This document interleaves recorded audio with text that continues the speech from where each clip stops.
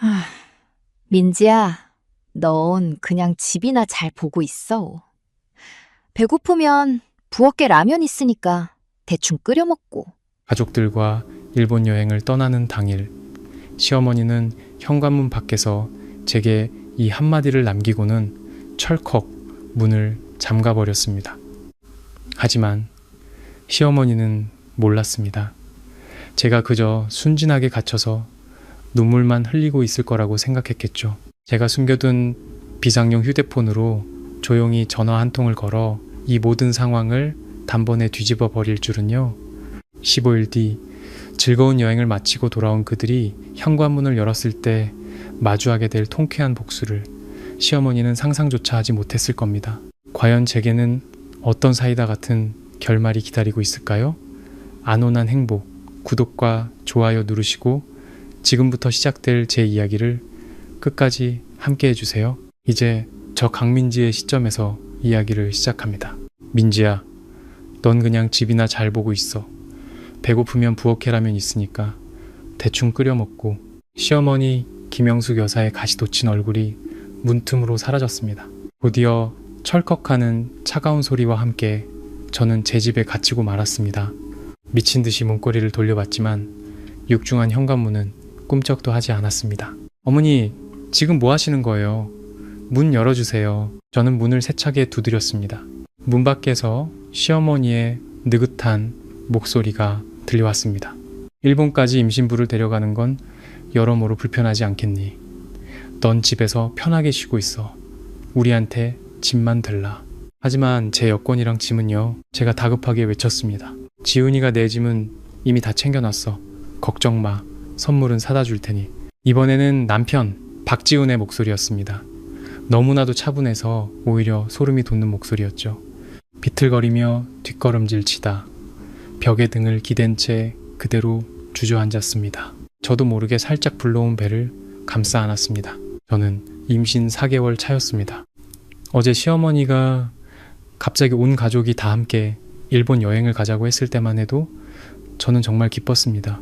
저와 남편 지훈이, 시아버지 박철수 씨, 그리고 시누이 박지혜까지 모두 함께 가는 여행이라니. 밤늦게까지 신나게 짐을 쌌는데 오늘 아침 제가 잠시 화장실에 간 사이 이런 일이 벌어진 겁니다. 아니, 침실에 갇힌 게 아니었습니다.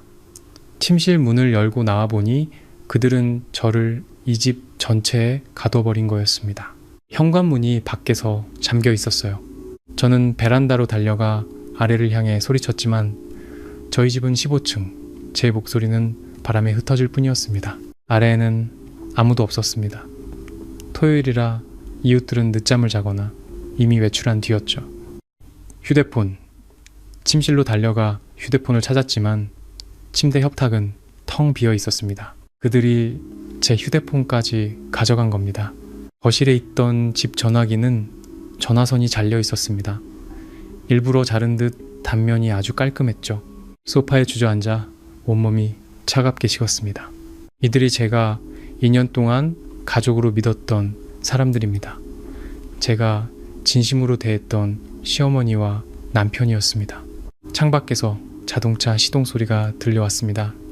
베란다로 달려가 보니 우리 집 카니발이 아파트 단지를 빠져나가는 게 보였습니다. 그들은 정말로 떠난 겁니다. 공항으로 가서 15일간의 일본 여행을 시작하겠죠. 그리고 저는 임신한 몸으로 마치 집 지키는 개처럼 이 집에 갇혀버렸습니다. 부엌에는 정말로 라면 2박스가 쌓여 있었습니다. 지난주 마트 세일 때 제가 사다 놓은 것들이었죠. 대충 끓여 먹으라는 시어머니의 말이 전부 계획된 것이었음을 깨달았습니다. 분노가 화산처럼 터져 나왔지만 곧 차가운 이성이 감정을 억눌렀습니다. 이대로 당할 수만은 없어. 나와 뱃속의 아기를 위험에 빠뜨릴 순 없어. 저는 서재로 들어가 남편의 컴퓨터를 켰습니다. 비밀번호는 제 생일, 그건 바꾸지 않았더군요. 제 클라우드에 로그인해서 백업해둔 모든 중요 서류를 확인했습니다. 여권 사본, 주민등록증, 혼인관계증명서, 그리고 아파트 등기부 등본. 이 집은 저희 부모님이 마련해 주신 신혼집으로 저와 박지훈의 공동 명의로 되어 있었습니다. 결혼할 때 시어머니는 저를 친딸처럼 아껴주겠다고 입버릇처럼 말했었죠. 결국은 저희 집의 경제력과 제 안정적인 직장을 보고 한 말이었을 뿐입니다. 숨을 깊게 들이마신 뒤 거실의 장식용 액자 뒤로 손을 뻗었습니다. 그곳에는 저만 아는 작은 금고가 있었습니다. 비밀번호를 누르고 금고를 열자 그 안에는 비상용 휴대폰과 카드 그리고 약간의 현금이 들어 있었습니다. 이건 저희 어머니의 가르침이었습니다. 민지야, 여자는 무슨 일이 있어도 자신을 지킬 비상구 하나쯤은 마련해둬야 한단다. 감사해요, 엄마. 어머니의 가르침이 오늘 저를 살렸어요. 휴대폰은 배터리가 충분했고 신호도 잘 터졌습니다. 제가 가장 먼저 한 일은 경찰 신고가 아니었습니다. 제 가장 친한 친구 수진이에게 전화를 걸었습니다. 수진아, 나 좀 도와줘. 지금 당장. 민지야? 무슨 일이야? 너 오늘 일본 가는 날 아니었어? 그 인간들이 나 집에 가둬놓고 자기들끼리 일본 갔어. 제 목소리는 놀라울 정도로 차분했습니다. 네가 나 대신 해줘야 할 일이 몇 가지 있어. 뭐? 그 사람들 미쳤어? 기다려. 내가 당장 경찰에. 아니, 신고는 아직 하지 마. 저는 수진이의 말을 끊었습니다. 열쇠 수리 기사님 좀 불러주고 부동산에도 연락해줘. 이 집 팔아버릴 거야. 전화기 너머로 잠시 침묵이 흘렀습니다. 그리고 수진이는 단호하게 말했습니다. 알았어. 30분만 기다려. 전화를 끊고 저는 거울 앞에 섰습니다. 거울 속에는 머리가 헝클어지고 눈은 부어 있었지만 그 어느 때보다 단단한 표정을 한 제 모습이 비쳤습니다. 박지훈, 김영숙. 내가 울면서 당신들이 돌아오기만 기다릴 줄 알았어요? 틀렸어요. 아주 크게 틀렸다고요? 살짝 불러온 배를 쓰다듬으며 나지막에 속삭였습니다. 아가야, 엄마가 널 사랑이 가득한 환경에서 자라게 해줄게. 엄마가 약속해. 15분 뒤 열쇠 수리 기사님이 관리사무소 직원과 함께 도착했습니다. 제가 집주인인 것을 확인한 기사님은 능숙하게 문을 열어주셨습니다. 강민지 고객님, 이참에 잠금장치를 바꾸시는 건 어떠세요? 기사님이 걱정스럽게 물었습니다. 네, 바꿔주세요. 가장 비싸고 튼튼한 걸로요. 저는 미소를 지으며 말했습니다. 그리고 문 앞에 CCTV도 하나 달아주세요. 현관 쪽을 비추게요. 수진이는 기사님과 거의 동시에 도착했습니다. 문을 열자마자 저를 와락 껴안았습니다. 미친 인간들, 어떻게 너한테 이럴 수가 있어? 내가 만만하니까 반항하지 못할 거라고 생각했겠지. 저는 담담하게 말하며 냉장고에서 물 2병을 꺼내 한 병을 건넸습니다. 정말 집 팔 거야? 너희 부모님이 사주신 집이잖아. 우리 부모님이 사주셨으니까 팔아야지. 저는 물을 한 모금 마셨습니다. 이 집 구석구석 역겨워서 더는 못 살겠어. 그리고 걔들 15일 동안 일본에 있을 거잖아. 그 시간이면 모든 절차를 끝내기에 충분해. 수진이는 저를 보더니 갑자기 웃음을 터뜨렸습니다. 민지야, 너 지금 표정 대학교 때 우리과 괴롭히던 쓰레기 선배 경찰서에 쳐넣었을 때랑 똑같아. 저도 따라 웃었습니다. 그건 정말 까마득한 옛날 일 같았습니다. 결혼 후 2년간 저는 이 집에서 좋은 며느리, 좋은 아내 역할을 하느라 제 모든 개성을 지워버렸습니다. 그렇게 해서 얻은 게 대체 뭐였을까요? 변호사도 알아봐줘. 이혼할 거야. 제가 말했습니다. 하지만 그 전에 먼저 할 일이 있어. 뭔데? 저는 서재로 들어가 서랍을 열었습니다. 박지훈이 보물처럼 아끼던 닭이 세트를 꺼내 들었습니다. 그의 큰아버지가 일본에서 사다 준 거라며 무슨 장인이 만든 거라 가격이 꽤 나간다고 자랑하던 물건이었죠. 그리고 저는 거실로 걸어 나와 제 가장 친한 친구 앞에서 손에 힘을 풀었습니다. 와장창. 도자기가 깨지는 소리는 경쾌하고 맑았습니다. 마치 저를 올가매던 무언가가 부서지는 소리 같았죠. 이제 좀 살 것 같네? 제가 말하자 수진이는 눈을 동그랗게 뜨더니 이내 박장대소했습니다.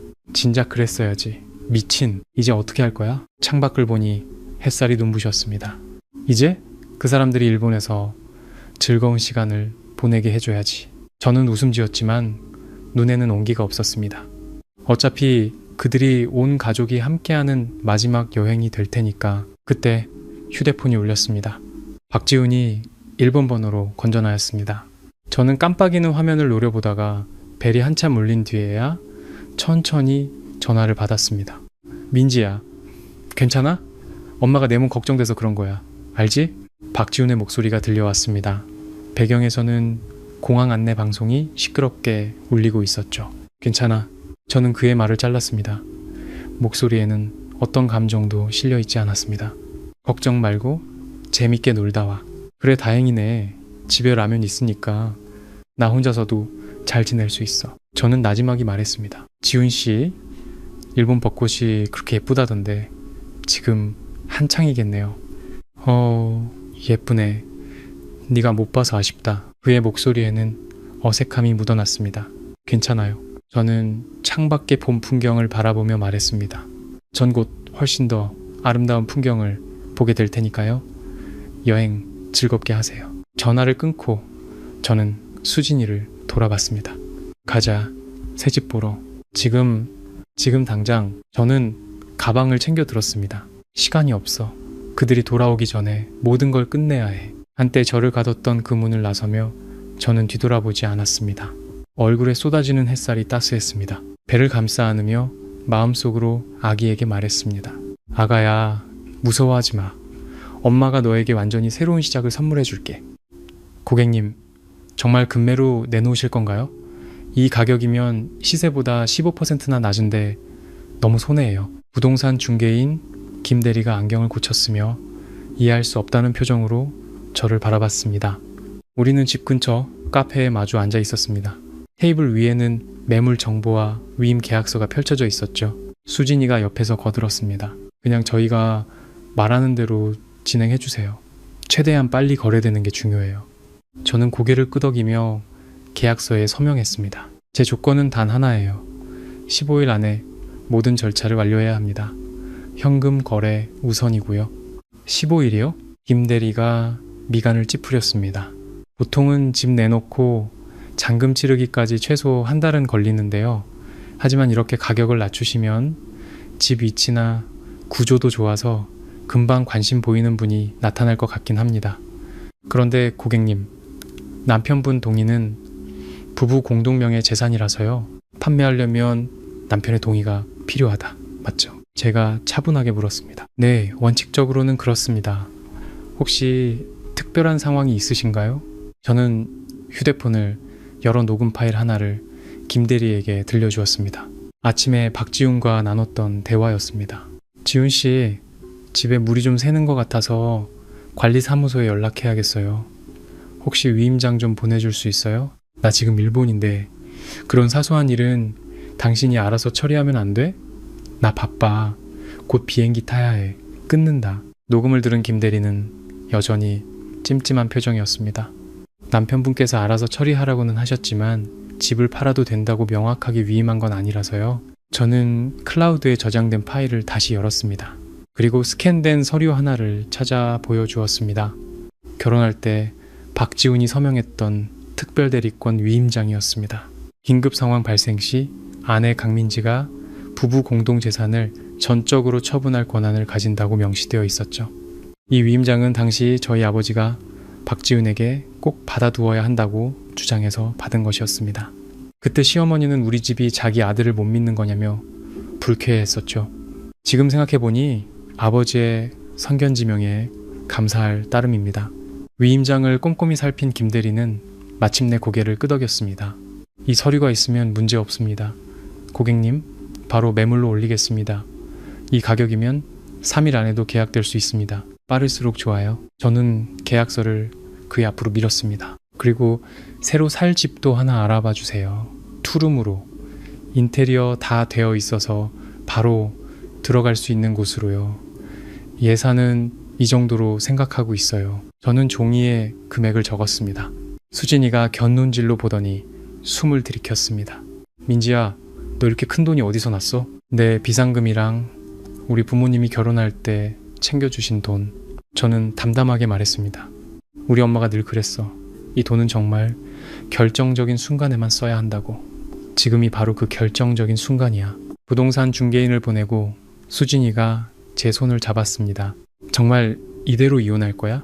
박지훈 돌아오면 대화라도 한번 해봐야 하는 거 아니야? 무슨 대화를? 저는 씁쓸하게 웃었습니다. 자기 엄마랑 짜고 날 어떻게 집에 가뒀는지 아니면 지난 2년간 내가 어떻게 참고 양보하며 살다가 결국 인간으로서의 존엄성마저 잃게 됐는지. 카페 유리창에 제 모습이 비쳤습니다. 창백했지만 눈빛만은 단단했습니다. 수진아, 제일 웃긴 게 뭔지 알아?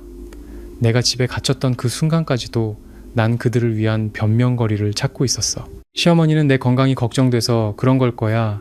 지훈 씨는 어쩔 수 없었을 거야 하고 말이야. 하지만 문이 잠기는 순간 정신이 번쩍 들더라. 저는 컵 안에서 맴도는 커피를 바라보며 말했습니다. 그들은 한 가족이었고 나는 처음부터 끝까지 이방인이었던 거야. 네가 어떤 결정을 하든 난 널 지지해. 수진이가 제 손을 꽉 잡았습니다. 근데 앞으로 정말 어떡할 거야? 그냥 집 팔고 이사하고 이혼하는 게 다야? 저는 고개를 들어 희미하게 미소 지었습니다. 설마 그들이 나한테 이렇게 큰 선물을 줬는데 답례를 안 할 수는 없지. 휴대폰이 진동했습니다. 모르는 번호였습니다. 전화를 받으니 변호사였습니다. 강민지 씨 되시죠? 보내주신 자료는 잘 받았습니다.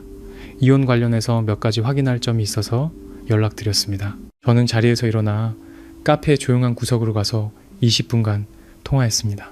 전화를 끊자 제 마음속의 계획은 더욱 선명해졌습니다. 자리에 돌아오자 수진이가 궁금한 얼굴로 물었습니다. 변호사는 뭐래? 내가 임신 중이고 유책 배우자가 저쪽이라 재산 분할에서 유리할 거래. 저는 다시 자리에 앉았습니다. 하지만 질질 끌고 싶지 않아. 빨리 이혼하고 내 몫만 제대로 찾아서 새 출발할 거야. 그럼 아기는 내가 낳아서 키울 거야. 저는 배를 쓰다듬었습니다. 목소리가 한결 부드러워졌습니다. 박지훈과의 문제는 내 문제고 아기는 아무 잘못 없어. 내가 온전한 사랑을 줄 거야. 아빠나 할머니가 어떤 사람들이었는지 평생 모르게 할 거고. 수진이의 눈시울이 붉어졌습니다. 민지야, 네가 생각보다 훨씬 강하구나. 강해져야지. 어떻게? 내가 울면 누가 알아준다고. 저는 가볍게 웃었습니다. 아, 맞다. 나 좀 도와줘. 박지훈 동생 박지혜 말이야. 요즘 구직 중인지 좀 알아봐 줄래? 박지혜? 그 눈만 높은 시누이? 걔는 왜? 걔 졸업한 지 반년 만에 직장을 3번이나 옮겼잖아. 맨날 월급이 적네. 일이 힘드네 불평만 하고. 저는 커피를 저었습니다. 내 생각에 지금 또 백수일 거야. 그리고 엄마한테는 말도 못하고 있겠지. 설마 걔한테 일자리라도 알아봐 주려고? 그래도 아직은 내가 형님이잖아. 시누이 챙겨주는 건 당연한 거지. 수진이는 제 얼굴을 몇 초간 빤히 쳐다보더니 갑자기 웃음을 터뜨렸습니다. 강민지, 와 강민지, 너 이렇게 무서운 애인 줄 몰랐다야. 금목자극이라고 하잖아. 저는 어깨를 쓱했습니다. 그 가족이랑 2년이나 살았는데 뭐라도 배우는 게 있어야지. 오후에 저는 수진이와 함께 새집 몇 군데를 둘러봤습니다. 그리고 마침내 회사에서 멀지 않은 고층 오피스텔 하나를 골랐습니다. 남향의 투룸 구조에 시야가 탁 트여 있었습니다. 무엇보다 마음에 든 것은 카드키가 있어야만 건물에 들어갈 수 있는 철저한 보안 시스템이었습니다. 이 집으로 할게요. 저는 중개인에게 말했습니다. 전액 현금으로 할 건데 언제쯤 입주 가능할까요? 현금으로 하시면 3일 안에도 모든 절차 마무리됩니다.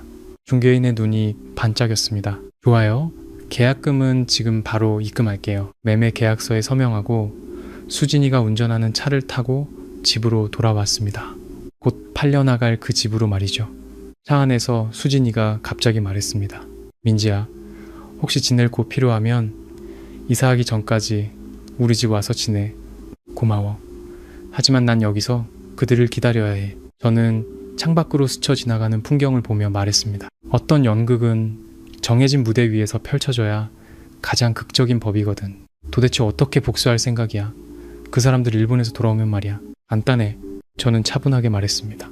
진짜 서프라이즈가 뭔지 제대로 느끼게 해주는 거지. 한때 저를 질식시켰던 그 집에 돌아와.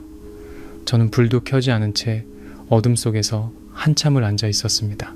테이블 위에는 가족 사진이 놓여 있었습니다. 사진 속에 저는 온화하게 웃으며 박지훈의 곁에 기대어 있었고 시어머니는 자애로운 표정으로 중앙에 앉아 있었습니다.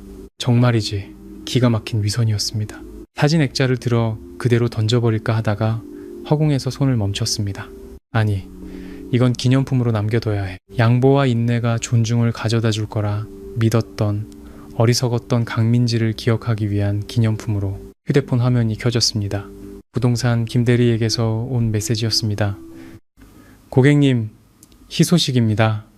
집 보시고 마음에 들어 하는 분이 나타났습니다. 전액 현금으로 바로 계약하고 싶어 하세요. 저희가 내놓은 가격보다 조금 더 주시겠다고 합니다.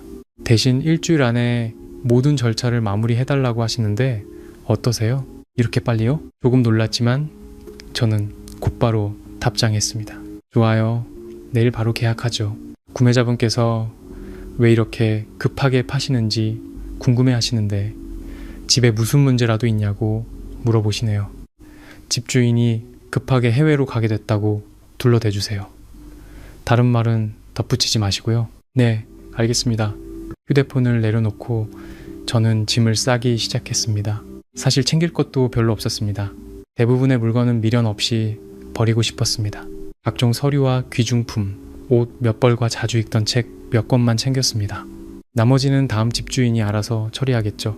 서재를 정리하다가 박지훈의 책상 서랍 안에서 서류 봉투 하나를 발견했습니다.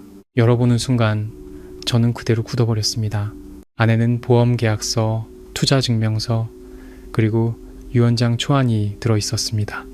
박지훈은 자신 앞으로 거액의 생명보험을 들어두었고 수령이는 그의 부모님과 여동생으로 되어 있었습니다. 제 이름은 없었죠. 유언장에도 그의 모든 재산을 부모님과 여동생에게 상속한다고 명확히 적혀 있었습니다. 작성 날짜는 석 달 전, 제가 임신 사실을 알게 된 직후였습니다. 그랬군요. 그들의 마음속에 저는 단 한 번도 가족이었던 적이 없었습니다. 심지어 제가 죽고 난 뒤에 제게 돌아올지도 모를 재산을 어떻게 나눠 가질지까지 계획해 두었던 겁니다. 서류를 쥔 손이 부들부들 떨렸습니다. 하지만 이번에는 슬픔 때문이 아니었습니다. 분노 때문이었죠. 좋아, 아주 좋아. 저는 서류를 사진으로 찍어 저장해 두고 원래 있던 자리에 그대로 돌려놓았습니다. 이것들은 나중에 아주 유용하게 쓰일 겁니다. 깊은 밤 한때 박지훈과 함께 잠들었던 침대에 누웠지만 마음은 그 어느 때보다 가벼웠습니다. 휴대폰 화면에 박지훈이 보낸 사진이 떠 있었습니다. 도쿄타워 아래에서 찍은 가족 사진이었습니다. 네 식구 모두 환하게 웃고 있었죠. 민지야, 도쿄 야경 진짜 예쁘다. 다음엔 너도 같이 오자. 성의 없는 메시지를 한참 동안 바라보다 저는 답장했습니다. 필요 없어요.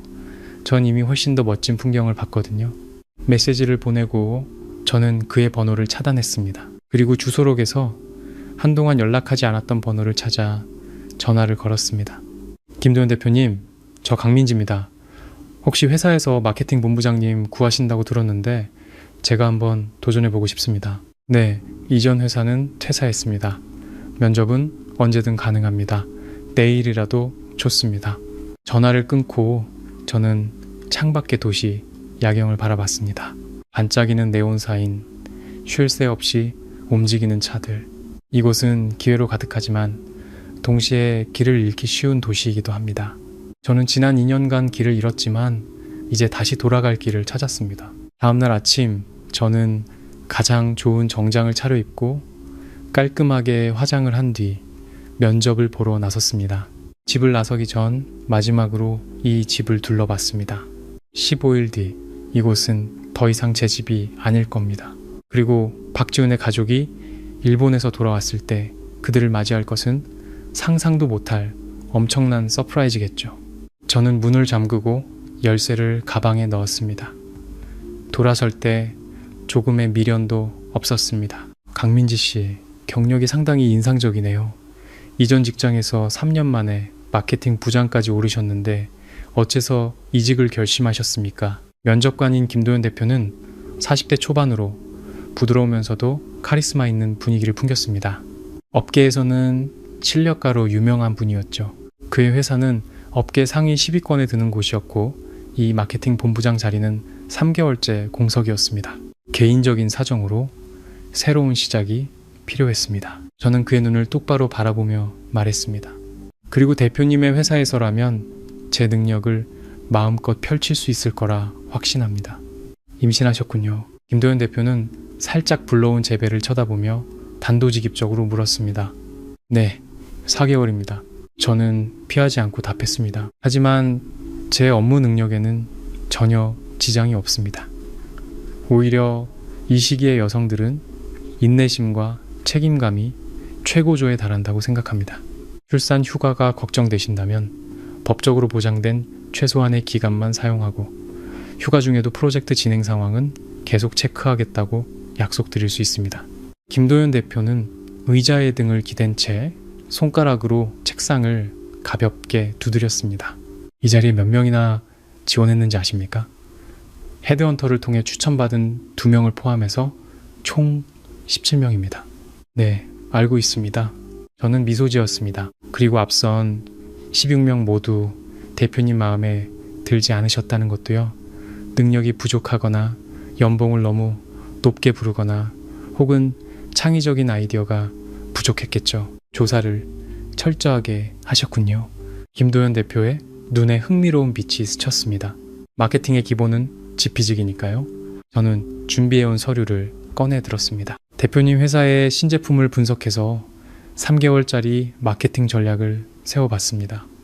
부족한 점이 많겠지만 제 능력을 보여드리고 싶었습니다. 이후 30분 동안 저는 제가 준비한 전략을 상세히 설명했습니다. 시장 분석부터 타겟 설정, 채널 전략, 예산 분배와 성과 측정까지. 김도현 대표의 질문은 점점 더 날카로워졌고 제 대답 또한 막힘이 없었습니다. 마침내 그는 서류를 덮고 자리에서 일어나 제게 손을 내밀었습니다. 강민지 씨, 우리와 함께 갑시다. 다음 주 월요일부터 바로 출근 가능하겠습니까? 네, 가능합니다. 저는 그의 손을 굳게 잡았습니다. 그리고 김도현 대표가 덧붙였습니다. 제 여동생도 민지 씨와 비슷한 상황이었습니다. 임신 7개월의 몸으로 중요한 계약을 성사시켰고 아이 낳고 3개월 만에 팀을 이끌고 올해 프로젝트 대상을 받았죠. 저는 여성이 임신과 출산 때문에 직장에서 물러서야 한다고 생각하지 않습니다. 감사합니다. 이 2마디는 정말 진심이었습니다. 회사를 나서자 햇살이 눈부시게 쏟아졌습니다. 저는 깊게 숨을 들이마셨습니다. 지난 2년간 가슴을 짓누르던 답답함이 조금은 가시는 기분이었습니다. 박민지? 뒤에서 익숙한 목소리가 들려왔습니다. 몸이 굳어 천천히 뒤를 돌아봤습니다. 대학교 동창이자 박지훈의 먼 친척인 최유라였습니다. 그녀의 옆에는 화려하게 꾸민 친구들이 서 있었습니다. 어머, 진짜 너였네? 최유라는 저를 위아래로 훑어보더니 제 배에서 시선을 멈췄습니다. 임신했다더니 꼴이 이게 뭐야? 혼자 여기서 뭐해? 지훈이 오빠는 어쩌고? 일본에 있어요. 제가 차분하게 말했습니다. 일본? 맞다. 큰어머님한테 들었어. 가족여행 갔다면서. 근데 넌 왜 안 갔어? 몸이라도 안 좋은 거야? 최유라는 과장되게 놀란 척했습니다. 그녀의 친구들은 서로 눈치를 보며 수군거렸습니다. 임신했는데 혼자 두고 갔다고? 시댁에서 미움받나 봐. 최유라는 이런 상황을 즐기는 듯 연기를 계속했습니다. 민지야, 내가 걱정돼서 하는 말인데 임신했을 땐 조심해야지. 왜 자꾸 혼자 싸돌아다녀? 안색도 안 좋아 보이는데 밥은 제대로 챙겨 먹는 거야? 내가 몸에 좋은 거라도 좀 보내줄까? 아니, 괜찮아. 저는 미소를 지었습니다. 나 방금 면접 보고 나오는 길이라 맛있는 거 먹으러 가려고. 너도 같이 갈래? 면접? 최유라가 잠시 멈칫했습니다. 너 취직하려고? 임신까지 했는데? 지훈이 오빠는 알아? 내 일을 왜 그 사람이 알아야 하는데? 저는 부드러운 말투로 되물었지만 그 안에 담긴 날카로움에 최유라의 얼굴이 살짝 굳었습니다. 아니, 그게 무슨 말이야? 부부 사이인데 당연히. 최유라는 어색하게 웃으며 말했습니다. 큰어머님이 너 칭찬을 입에 달고 사시던데 살림도 잘하고 얌전해서 좋다고. 근데 갑자기 왜 일을 하려고 해? 혹시 집에 무슨 어려운 일이라도 있어? 내가 큰어머님께 말씀드려 볼까? 아니, 그럴 필요 없어. 저는 그녀의 말을 끊었습니다. 나 이제 가봐야 해서. 쇼핑 즐겁게 해. 저는 그 말을 남기고 미련 없이 돌아섰습니다. 분명 이 시간 안에 시어머니 김영숙 여사는 최유라를 통해 이 소식을 전해 듣게 될 겁니다. 그래야죠. 일본에서 마음 편히 놀게 둘 수는 없으니까요. 그들이 제게 준 선물에 대한 최소한의 보답이었습니다. 오후에는 수진이를 만났습니다. 수진이는 저를 보자마자 신나서 말했습니다. 민지야, 대박. 알아봤는데 박지혜 진짜 또 잘렸더라. 이번엔 근무 시간에 휴대폰 하다가 사장한테 걸려서 바로 해고당했대. 엄마한테 혼날까봐 말도 못하고 매일 출근하는 척하면서 쇼핑몰에서 시간 때우고 있대. 그럼 카드값도 빠듯하겠네. 제가 물었습니다. 걔네 엄마가 한 달에 용돈 20만 원 준다며. 전에 다니던데 월급이 400이었는데 그걸로 화장품 사고 옷 사기 바빴잖아. 백수된 지 한 달 됐으니 이제 슬슬 돈 떨어졌을걸. 수진이가 눈썹을 치켜 올렸습니다. 너 정말 걔 도와줄 거야? 당연히 도와줘야지. 저는 미소 지었습니다. 내가 아는 오빠가 발을 하나 하는데 마침 사람을 구한대. 야간 근무라 좀 힘들긴 해도 페이가 세거든. 박지혜 맨날 돈은 적고 일은 힘들다고 불평했잖아. 이 일은 월급이 전보다 3배는 될 텐데 분명 만족할 거야. 수진이의 눈이 동그래졌습니다. 바에서 야간 근무라고? 김영숙 여사, 자기 금쪽 같은 딸이 바에서 일하는 거 알면 기절하겠는데? 그건 지혜가 선택할 문제지. 안 그래? 저는 담담하게 말했습니다. 난 기회를 제공할 뿐이야. 하든 안 하든 본인 결정이지. 저는 발을 하는 친구 진성 오빠에게 전화를 걸어 간단히 상황을 설명했습니다. 그래? 한번 와보라고 해. 내일 면접 보자. 근데 미리 말해두는데 나 그런 데서 꾀부리고 농땡이 피우는 거 절대 못 봐. 걱정 마. 걔가 일 제대로 안 하면 오빠 원칙대로 해. 내 얼굴 볼 필요 없어. 이 일을 마무리하고 저는 수진이의 차를 타고 새집 계약을 하러 갔습니다. 가는 길에 수진이가 조심스럽게 물었습니다. 민지야, 혹시 아기 지울 생각은 안 해봤어? 차 안이 순간 조용해졌습니다. 저는 빠르게 지나가는 창밖 풍경을 보며 가만히 배에 손을 얹었습니다. 그곳에서는 작은 생명이 자라고 있었습니다. 아니, 저는 나지막하지만 단호하게 말했습니다. 이 아기는 내 아기야. 아빠가 누구인지는 상관없어. 내가 모든 사랑을 줄 거고 최고의 교육을 시켜줄 거야. 아빠가 없어도 얼마든지 행복하게 살 수 있다는 걸 알려줄 거야. 하지만 싱글맘으로 사는 거 정말 힘들 텐데 그런 불행한 가정에서 사는 건 안 힘들까? 저는 수진이를 돌아봤습니다. 우리 부모님은 사이가 정말 좋으셨어. 난 어릴 때부터 진짜 가족은 따뜻하고 서로 존중해야 한다는 걸 보고 자랐어. 내 아이를 차가운 계산과 무관심 속에서 자라게 하고 싶지 않아. 수진이는 한참 말이 없다가 이내 고개를 끄덕였습니다. 내 말이 맞아. 무슨 일이 있어도 내가 옆에 있을게. 새집 계약은 순조롭게 진행됐습니다. 전액 현금으로 지불하고 등기부 등본에는 오직 제 이름 석자만 올렸습니다. 아직 잉크도 마르지 않은 서류를 손에 쥐자 오랜만에 마음이 든든해졌습니다. 축하합니다. 강민지 고객님. 여기 열쇠입니다. 언제든 입주하셔도 좋습니다. 감사합니다. 오늘부터 저에게는 이 도시에서 온전히 제 소유인 집이 생겼습니다. 저녁에는 수진이에게 저녁을 샀습니다. 새로운 직장과 새로운 집을 구한 것을 축하하기 위해서였죠. 우리는 대학 시절의 추억을 이야기하며 한참을 웃었습니다. 순간 제가 임신부라는 사실도 그 지긋지긋한 일들도 모두 잊어버렸습니다. 그때 휴대폰이 진동했습니다. 박지훈이 일본 번호로 건국제 전화였습니다. 저는 화면을 몇 초간 바라보다가 통화 버튼을 눌렀습니다. 강민지, 내 번호 왜 차단했어? 그리고 엄마가 지혜 좀 찾아보라는데 전화가 안 된대. 어디 갔는지 알아? 박지훈의 목소리에는 불만이 가득했습니다. 지혜요? 회사에 있는 거 아니었어요? 엄마가 연락이 안 돼서 걱정하시잖아. 가서 무슨 일 있는 거 아닌지 좀 찾아봐. 그의 말투는 부탁이 아니라 명령이었습니다. 저 지금 밖에 있어서 안 돼요. 저는 차분하게 말했습니다. 그리고 지혜도 이제 성인이잖아요. 자기 앞가림은 알아서 하겠죠. 일본 여행 중이시라면서요? 그런 사소한 일로 기분 망치지 마세요. 너 지금 그게 무슨 태도야? 엄마가 찾아보라면 그냥 찾으면 되지. 말이 많아. 박지훈의 목소리가 커졌습니다. 저는 웃음이 나왔습니다. 박지훈 씨, 저는 당신 아내지 당신 집 하녀가 아니에요. 온 가족이 일본 여행 간다면서 나를 집에 가둬놓고 갈 때는 내가 무슨 일이 생길 거란 생각은 안 해봤어요. 전화기 너머로 침묵이 흘렀습니다. 즐겁게 놀다 오세요. 저는 그 말을 끝으로 전화를 끊었습니다. 수진이가 저를 보며 물었습니다. 그 사람들 혹시 여행 취소하고 일찍 돌아오는 거 아니야? 왕복 항공권이라 변경하려면 수수료 내야 할 걸.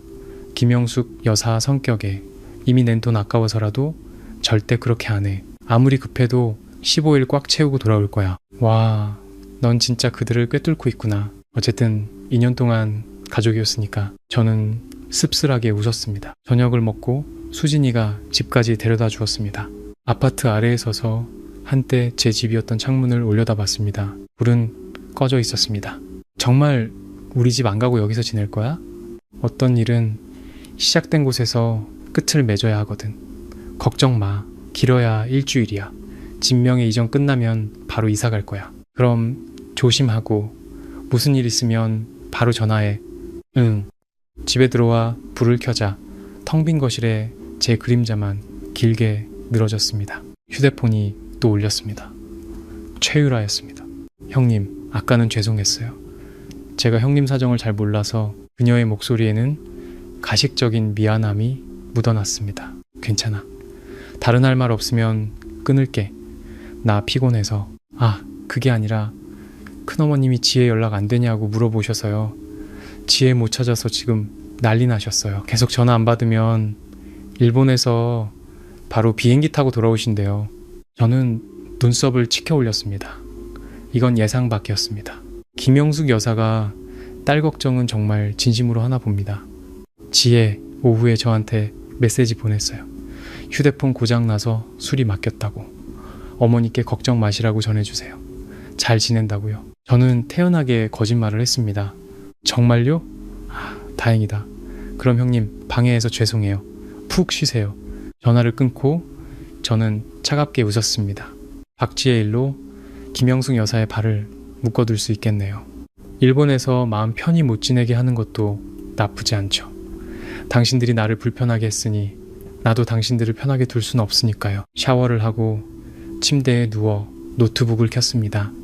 새로운 회사의 제품과 시장에 대해 분석하기 시작했습니다. 새 출발을 결심한 이상 최고가 되어야 했습니다.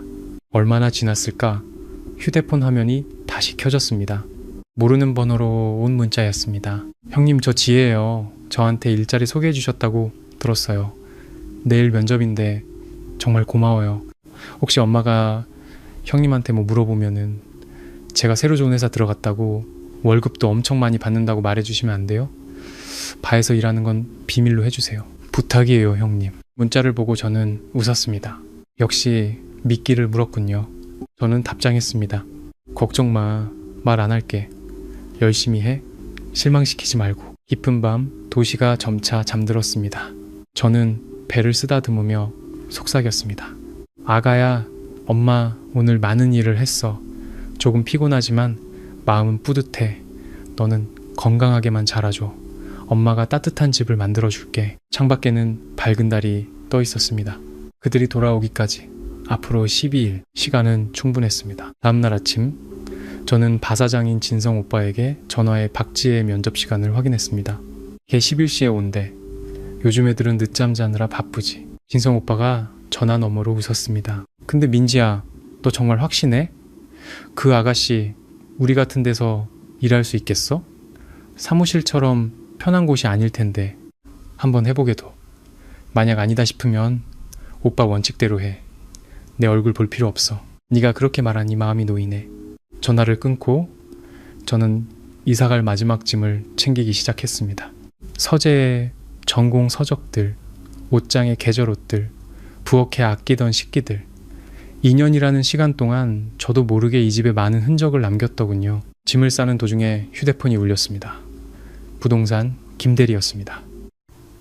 고객님, 구매자분께서 오늘 오전에 집을 한 번 더 보고 싶어 하시는데 시간 괜찮으세요? 몇 시쯤이요? 10시 반쯤입니다. 저는 시계를 봤습니다. 9시 40분. 네, 괜찮아요. 집에서 기다리고 있겠습니다. 네, 알겠습니다. 구매자분 성함이 윤 여사님이신데 상당히 재력가이신 것 같아요. 집값도 한 번에 완납하신다고 하고요. 알겠습니다. 10시 25분 초인종이 울렸습니다. 문을 열자 50대 정도로 보이는 여성이 서 있었습니다. 옷차림은 단정했고 분위기는 우아했습니다. 김 대리가 그녀의 옆에 서 있었죠. 윤 여사님, 이분이 집주인이신 강민지 씨입니다. 김 대리가 소개하자 윤 여사님은 저를 한번 훑어보더니 제 배에서 시선을 잠시 멈추고는 미소를 지었습니다. 강민지 씨, 안녕하세요. 또 뵙네요. 들어오세요. 저는 몸을 비켜 그들을 안으로 들였습니다. 윤 여사님은 집 안을 천천히 둘러봤습니다. 처음 집을 보러 왔을 때와는 달리 이번에는 아주 세세한 부분까지 꼼꼼히 살폈습니다. 집 인테리어가 참 좋네요. 민지 씨가 직접 하신 건가요? 그녀는 거실 장식장 앞에 멈춰 섰습니다. 그 위에는 아직 저와 박지훈의 사진이 놓여 있었죠. 저는 말없이 다가가 사진을 뒤집어 놓았습니다. 윤 여사님은 저를 한번 쳐다봤지만 아무 말 없이 안으로 들어갔습니다. 안방문을 연 그녀는 방 안에 쌓여있는 이삿짐 박스를 보고 잠시 멈칫했습니다. 민지 씨, 이사 준비하시는군요? 네, 미리 좀 정리해 두려고요. 저는 짧게 답했습니다. 윤 여사님은 고개를 끄덕이고는 베란다로 나가 창밖 풍경을 바라봤습니다. 이쪽에서는 아파트 중앙 정원이 바로 보이네요. 전망이 참 좋아요. 네, 저도 이 집이 참 마음에 들어요. 그녀가 갑자기 말했습니다. 사실 우리 아들이 바로 옆 동에 살거든요. 저랑 남편이 고향에서 올라왔는데 아들 가까이에 살고 싶어서요. 아, 그러시군요. 잘 됐네요. 제가 미소 짓자 윤 여사님은 몸을 돌려 저를 진지하게 바라봤습니다. 민지 씨, 제가 외람된 질문 하나만 할게요. 이렇게 급하게 집을 파는 게 혹시 무슨 어려운 일이라도 있으세요? 만약 경제적인 문제라면 제가 아니에요. 그런 거 아닙니다. 저는 그녀의 말을 끊었습니다. 마음속에 따뜻한 기운이 번졌습니다. 그냥 새로운 시작이 필요해서요. 이 집에는 안 좋은 기억이 너무 많아서 다시 시작하고 싶어요. 윤 여사님은 잠시 말이 없다가 이내 고개를 끄덕였습니다. 이해해요. 저도 젊었을 때 비슷한 일을 겪어봤어요. 때로는 무언가를 버려야만 앞으로 나아갈 수 있더라고요. 그녀는 가방에서 명함 한 장을 꺼내 제게 건넸습니다. 혹시 나중에 도움이 필요하면 연락해요. 우리 아들이 변호사인데 특히 가사소송 전문이거든. 명함을 받아보니 윤정우 변호사라는 이름이 적혀 있었습니다. 로펌 이름은 들어본 적 있는 곳이었습니다. 이 도시에서 세 손가락 안에 드는 대형 로펌이었죠. 감사합니다. 제가 진심으로 말했습니다. 무려 여자는 여자끼리 서로 도와야지. 윤 여사님은 제 손을 가볍게 두드렸습니다. 계약서는 이미 사인했고 잔금은 3일 안에 입금될 거예요. 앞으로 좋은 일만 가득하길 바라요. 뱃속 아기도 건강하게 순산하고요. 윤 여사님과 김 대리를 보내고 저는 그 명함을 손에 쥔 채 한참을 서 있었습니다. 세상은 때로 잔인하지만 이렇게 예상치 못한 따뜻함을 만나기도 하는군요. 11시 반 진성 오빠에게서 메시지가 왔습니다. 민지야, 네 시누이 면접 보러 왔는데 무슨 클럽 가는 것처럼 입고 왔네. 화장은 또 어찌나 진하게 했는지 원래 얼굴을 못 알아보겠다. 저는 웃음이 터졌습니다. 일은 잘할 것 같아? 완전 공주님이야. 밤에 일해야 한다니까 인상부터 쓰고 서빙해야 한다니까 더 싫어하더라. 그래서 내가 월급이랑 팁 합치면 한 달에 1,000만 원은 넘게 벌 수 있다고 하니까 그제야 마지못해 해보겠대. 언제부터 출근할 수 있대? 오늘부터 바로 교육 시작하자니까 집에 가서 생각해보고 상의해봐야 한대. 어이가 없어서. 걔 도대체 몇 살인데 일하는 걸 집에다 물어봐? 22살. 엄마가 오냐오냐 키워서 그래. 오빠, 걔 특별 대우해줄 필요 없어. 혼낼 거 있으면 혼내고 아니다 싶으면 자르고 걔가 못 버티고 나가도 상관없어. 알았어. 휴대폰을 내려놓고 저는 다시 짐을 정리했습니다. 박지혜라는 씨앗은 이제 심어졌습니다. 어떤 꽃을 피울지는 두고 볼 일입니다. 오후에는 변호사인 윤정우 씨를 만났습니다. 윤 여사님의 아들이었죠. 그의 로펌은 도시 중심의 가장 비싼 빌딩에 자리 잡고 있었습니다. 통유리창 너머로 도시의 전경이 한눈에 들어왔습니다. 윤정우 변호사는 30대 중반으로 깔끔한 정장 차림에 전문적이고 세련된 인상이었습니다. 제 사정을 모두 들은 그는 안경을 고쳤으며 말했습니다. 강민지 씨, 상황이 조금 복잡하네요. 일반적으로 이혼 소송에서 임신한 여성은 법적으로 보호를 받습니다. 하지만 남편과 시댁 식구들이 의뢰인을 집에 감금하고 해외여행을 간 행위는 증거가 확실하다면 가정폭력 및 유기로 인정될 수 있습니다. 녹음 파일이 있어요. 저는 휴대폰을 꺼내 그날 문을 두드리며 소리쳤던 제 목소리와 문 밖에서 시어머니와 남편이 나누던 대화가 담긴 녹음을 들려주었습니다. 윤정우 변호사는 녹음을 들으며 미간을 점점 더 찌푸렸습니다. 이 녹음은 증거로 채택될 수 있습니다. 하지만 다른 증거가 더 있으면 좋습니다. 예를 들어 아파트 CCTV 영상이나 이웃의 증언 같은 것들이요. CCTV는 이미 확인해 봤는데 보관기간이 7일이라 이미 덮어쓰기 됐다고 하더라고요. 이웃은요? 혹시 그날 상황을 보거나 들은 사람이 없습니까? 저는 고개를 저었습니다. 주말이라 다들 주무시거나 외출하셨을 거예요. 제가 소리를 지르긴 했지만 아무도 나오지 않았어요. 윤정우 변호사는 잠시 생각에 잠겼습니다. 그렇다면 다른 방향으로 접근해야겠습니다.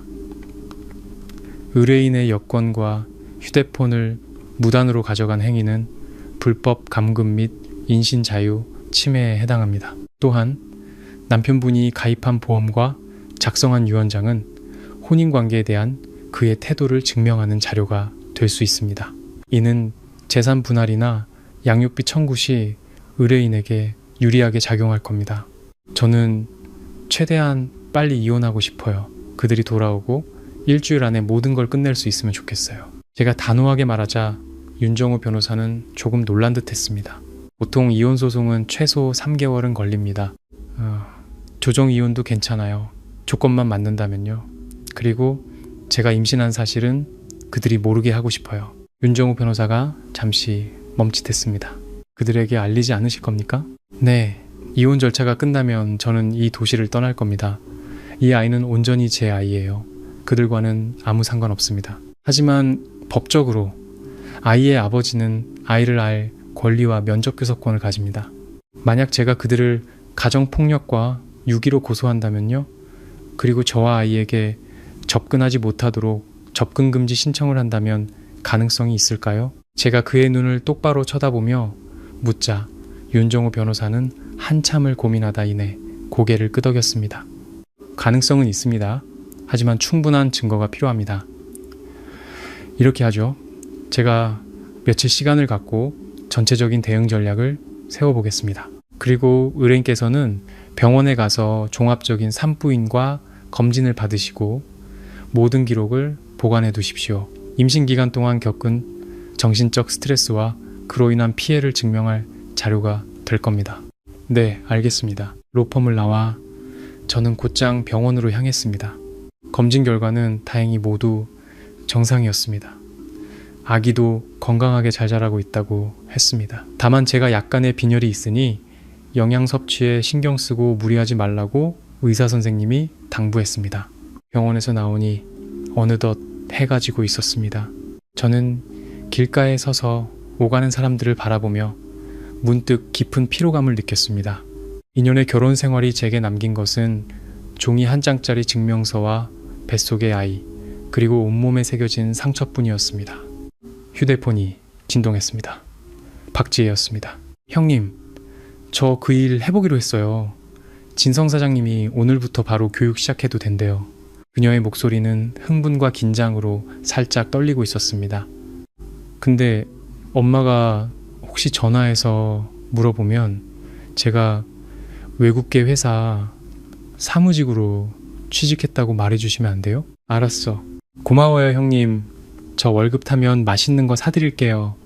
아, 맞다. 유라 언니한테 들었는데 형님 취직 준비하신다면서요? 진짜예요? 응. 아니, 이제 곧 아기도 낳으실 건데 무슨 일이에요? 그냥 형부가 벌어다주는 돈으로 편하게 지내시지. 박지혜의 말투는 너무나도 당연하다는 듯 했습니다. 난 내가 번 돈으로 당당하게 쓰고 싶어. 제가 담담하게 말하자 전화기 너머로 잠시 침묵이 흘렀습니다. 아, 하긴 그것도 그렇네요. 자기가 벌어서 자기가 쓰는 거 멋있죠. 그럼 저 교육받으러 가볼게요. 안녕히 계세요, 형님. 전화를 끊고 저는 깊게 숨을 들이마셨습니다. 마음속 깊은 곳에서부터 차오르는 피로감을 억지로 짓눌렀습니다. 지금은 약해질 때가 아니었습니다. 단 한 걸음도 물러설 수 없었습니다. 집에 돌아와 저는 마지막 남은 짐을 정리했습니다. 대부분의 짐은 이미 다 싸두었고 내일 수진이가 차를 가져와 새 집으로 옮겨주기로 했습니다. 제가 2년간 살았던 이 공간이 이제는 익숙하면서도 낯설게 느껴졌습니다. 서재 구석에는 벽에 매립된 작은 금고가 있었습니다. 비밀번호는 저만 알고 있었죠. 금고를 열자 그 안에는 제가 모아온 비상금과 약간의 금붙이 그리고 어머니가 물려주신 옥팔찌가 들어있었습니다. 마지막으로 저는 가장 아래에 있던 벨벳 상자를 꺼내 들었습니다. 안에는 다이아몬드 반지가 들어있었습니다. 박지훈이 제게 청혼하며 건넸던 반지였습니다. 영원한 사랑의 징표라면서요. 지금 생각한 이 허수수만 나왔습니다. 반지를 버릴까 하다가 다시 상자에 넣어두었습니다. 이건 기념품이 아니라 증거였습니다. 제가 과거에 얼마나 어리석었는지를 증명하는 증거 말입니다. 그때 초인종이 울렸습니다. 이 시간에 누구지? 저는 조심스럽게 현관문으로 다가가 렌즈를 통해 밖을 내다봤습니다. 최유라였습니다. 보온병을 든 채 문 앞에 서 있었죠. 형님, 집에 계세요? 제가 몸에 좋은 탕 좀 끓여왔는데. 저는 잠시 망설이다가 문을 열었습니다. 형님, 오늘 보니까 안색이 훨씬 좋아지셨네요. 최유라는 익숙하게 집 안으로 들어와 보온병을 식탁 위에 올려놓았습니다. 제가 닭고기랑 대추, 인삼 넣고 푹 고았어요. 임신부한테 좋대요. 식기 전에 드세요. 고마워. 그냥 둬. 이따 먹을게. 저는 움직이지 않았습니다. 최유라는 소파에 앉아 집안을 둘러봤습니다. 형님, 짐 정리하시는 거예요? 어디 멀리 가세요? 아니, 그냥 집이 너무 지저분해서. 저는 대충 둘러댔습니다. 아, 맞다 형님. 지혜 취직한 거 아세요? 무슨 큰 회사 사무직으로 들어갔는데 월급이 1,000만 원이 넘는데요. 그래? 잘 됐네. 저는 표정 하나 바꾸지 않고 말했습니다. 네. 큰어머님도 아시면 엄청 기뻐하실 거예요. 최유라가 제게 바싹 다가와 목소리를 낮춰 물었습니다. 형님, 근데 제가 듣기로는 이혼 전문 변호사 만나고 다니신다면서요? 진짜예요? 심장이 쿵 내려앉았지만 저는 여전히 태연한 척했습니다. 누구한테 그런 말을 들었어? 아, 제 친구가 윤정우 변호사 로펌에서 일하는데 형님이 상담받으러 온 걸 봤대요. 형님, 지훈이 오빠랑 싸우셨어요? 그렇다고 이혼까지 생각하시는 건 아니죠? 부부싸움은 칼로 물베기라잖아요. 유라야. 저는 그녀의 말을 끊었습니다. 그건 나랑 박지훈 씨 둘 사이의 문제야. 우리가 알아서 할게. 아니 형님, 말이 그렇다는 거죠? 큰어머님이 저한테 얼마나 잘해주시는데요. 제가 어떻게 두 분 사이를 모른 척 하겠어요. 볼일 다 봤으면 이제 그만 가줄래? 나 피곤해서 좀 쉬고 싶어. 저는 자리에서 일어나 나가달라는 의사를 분명히 밝혔습니다. 최유라의 얼굴이 살짝 굳었지만 그녀는 이내 자리에서 일어났습니다. 네, 알겠어요. 탕은 꼭 챙겨 드세요. 형님, 다 형님 생각해서 하는 말이에요. 여자는 한번 이혼하면 값 떨어져요. 특히 애까지 딸려 있으면 더더욱. 문은 저쪽이야. 잘 가. 최유라가 떠나고 저는 아직 김이 나는 보온병을 그대로 들고 나가 아파트 쓰레기장에 버렸습니다. 집에 돌아와 수진이에게 메시지를 보냈습니다. 최유라가 내가 이혼 상담받은 거 알고 있어. 곧 시어머니 귀에도 들어갈 거야. 수진이에게서 바로 답장이 왔습니다. 헐, 어떡해. 그 사람들 혹시 일찍 돌아오는 거 아니야? 원래 비행기가 모레야. 지금 당장 표를 바꾼다고 해도 쉽지 않을걸. 그리고 설령 일찍 돌아온다 해도 달라질 건 없어. 집은 이미 팔렸고 내 새 직장은 다음 주 월요일부터 출근이야. 변호사님은 이미 서류 준비 다 끝냈고. 내가 뭐 도와줄 거 없어? 있어. 내일 아침 일찍 와서 이사 좀 도와줘. 옮길 수 있는 만큼만이라도. 알았어. 휴대폰을 내려놓고 저는 베란다로 나갔습니다. 밤은 깊었고 도시의 불빛들이 반짝였습니다. 저 불빛들 중 하나는 곧 제 것이 될 겁니다. 먼 곳의 네온 사인이 꺼지지 않는 희망처럼 느껴졌습니다. 저는 배를 쓰다듬으며 속삭였습니다. 아가야, 무서워하지 마. 엄마가 있잖아. 우리에게는 완전히 새로운 집이 생길 거야. 사랑으로 가득한 집 말이야. 바람이 부드럽게 불어왔습니다. 그들이 돌아오기까지 앞으로 8일. 수진이는 아침 7시부터 도착했습니다. 그녀의 SUV는 트렁크가 넓어 웬만한 짐은 다 실을 수 있었습니다. 일단 옮길 수 있는 것부터 옮기자. 큰 짐은 나중에 이삿짐 센터 부르고 수진이가 소매를 걷어붙이며 거실에 쌓인 박스들을 훑어봤습니다. 이게 다 네 짐이야? 대부분 책이랑 옷 그리고 생필품이야. 침실에 박지훈 씨 물건도 따로 싸놨어. 나중에 알아서 가져가라고 하게. 걔 짐을 네가 왜 챙겨? 나라면 그냥 다 내다 버렸어. 버리면 오히려 말이 나올 거야. 그냥 이렇게 둬. 나중에 관리사무소 직원 입회하에 가져가라고 하면 돼. 내가 걔 물건에 손 안 댔다는 증거도 되고. 수진이가 엄지를 치켜 세웠습니다. 이야, 강민지, 치밀한데? 일단 책이랑 서류, 내 옷이랑 생필품부터 옮기자. 다른 건 그대로 두고 이 시간 안에 끝내야 해. 10시에 새 집에 가전제품 들어오기로 했거든. 오케이, 시작. 우리는 부지런히 박스를 날랐습니다. 아파트 경비 아저씨가 그 모습을 보고는 다가와 이를 거들어 주셨습니다. 아이고, 강 선생님 이사 가시는 거예요? 네, 집이 너무 커서요. 혼자 살기에는 휑해서 좀 작은 데로 옮기려고요. 제가 대충 둘러대자 경비 아저씨는 무언가 말하려다 망설이는 듯 했습니다. 이내 그는 목소리를 낮춰 제게 말했습니다. 강 선생님, 제가 혹시나 해서 드리는 말씀인데 그날 아침에 시어머님네 식구들 나가는 건 봤는데 선생님은 안 보이시더라고요. 그리고 좀 있다가 댁에서 문 두드리는 소리 같은 게 들렸는데 제가 그때 경비실에 있어서 잘못 들었나 싶기도 하고요. 심장이 쿵 내려앉았습니다. 저는 하던 일을 멈췄습니다. 아저씨, 혹시 그게 언제쯤인지 기억나세요? 그게 지난주 토요일 아침 7시쯤이었나. 제가 교대할 시간이라 정확히 기억해요. 시어머님한테 인사하면서 어디 가시냐고 물었더니 가족 여행 간다고 하시더라고요. 그리고 한 30분쯤 지났나 문 두드리는 소리가 들렸는데 제가 경비실에서 나와보니까 또 조용하더라고요. 그래서 다른 집인가 보다 했죠. 아저씨, 만약에 나중에 제가 증인이 필요하면 혹시 증언해 주실 수 있으세요? 제가 진지하게 묻자 경비 아저씨는 잠시 망설이다 이내 고개를 끄덕였습니다. 강 선생님은 좋은 분이시잖아요. 마주칠 때마다 항상 먼저 인사해 주시고 시어머님네는 제가 말 안 해도 아시겠지만 제가 도울 수 있는 일이라면 당연히 도와드려야죠. 감사합니다. 이 예상치 못한 증인은 제게 정말 큰 힘이 될 겁니다.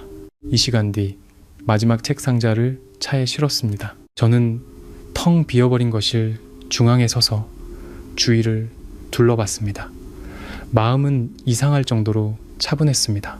이곳은 한때 제 집이었지만 단 한 번도 제 안식처였던 적은 없었습니다.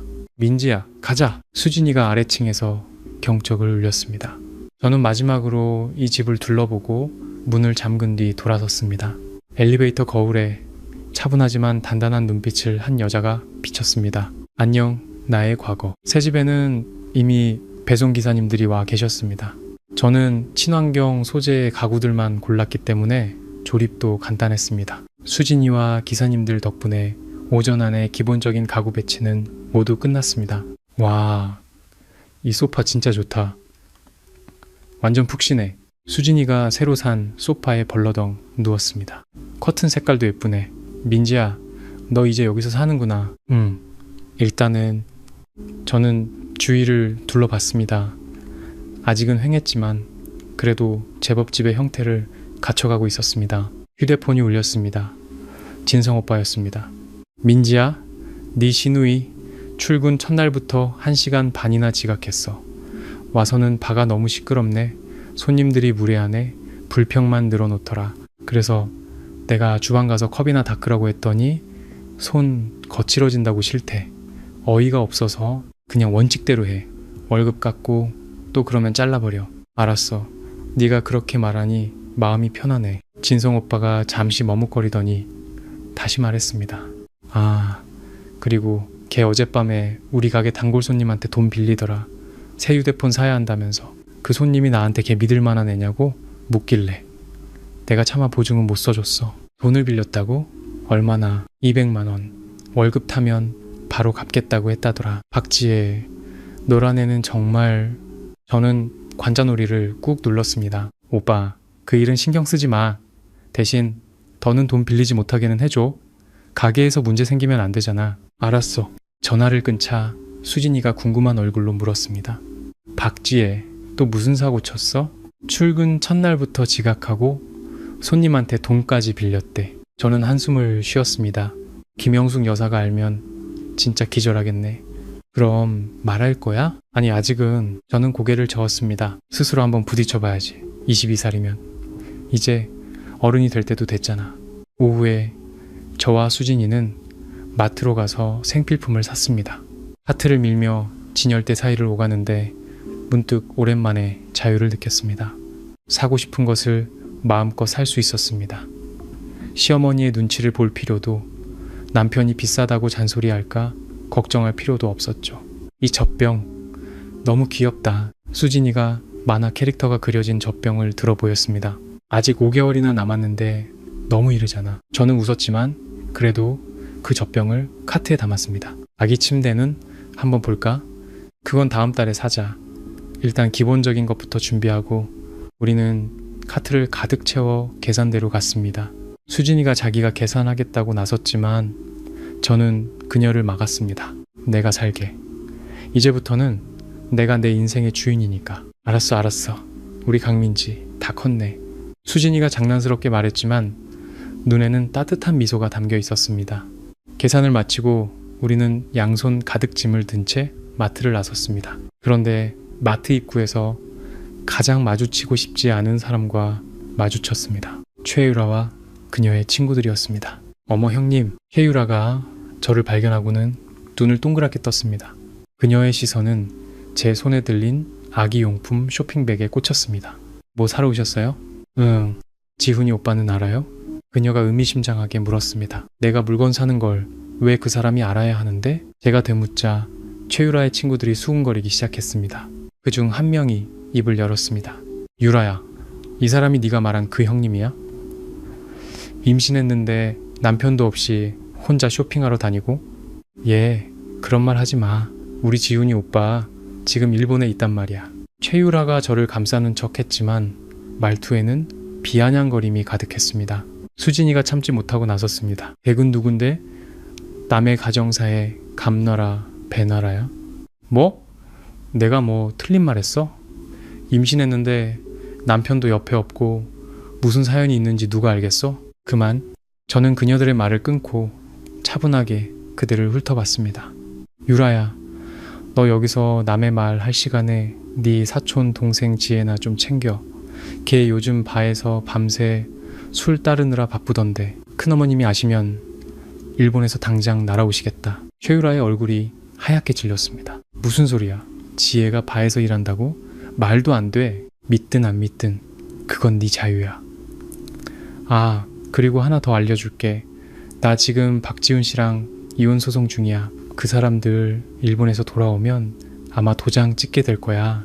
그때 축의금이나 두둑이 준비해. 그 말을 끝으로 저는 충격에 빠진 그들을 뒤로하고 수진이의 팔을 끌고 돌아섰습니다. 마트를 빠져나오자 수진이가 제 어깨를 치며 외쳤습니다.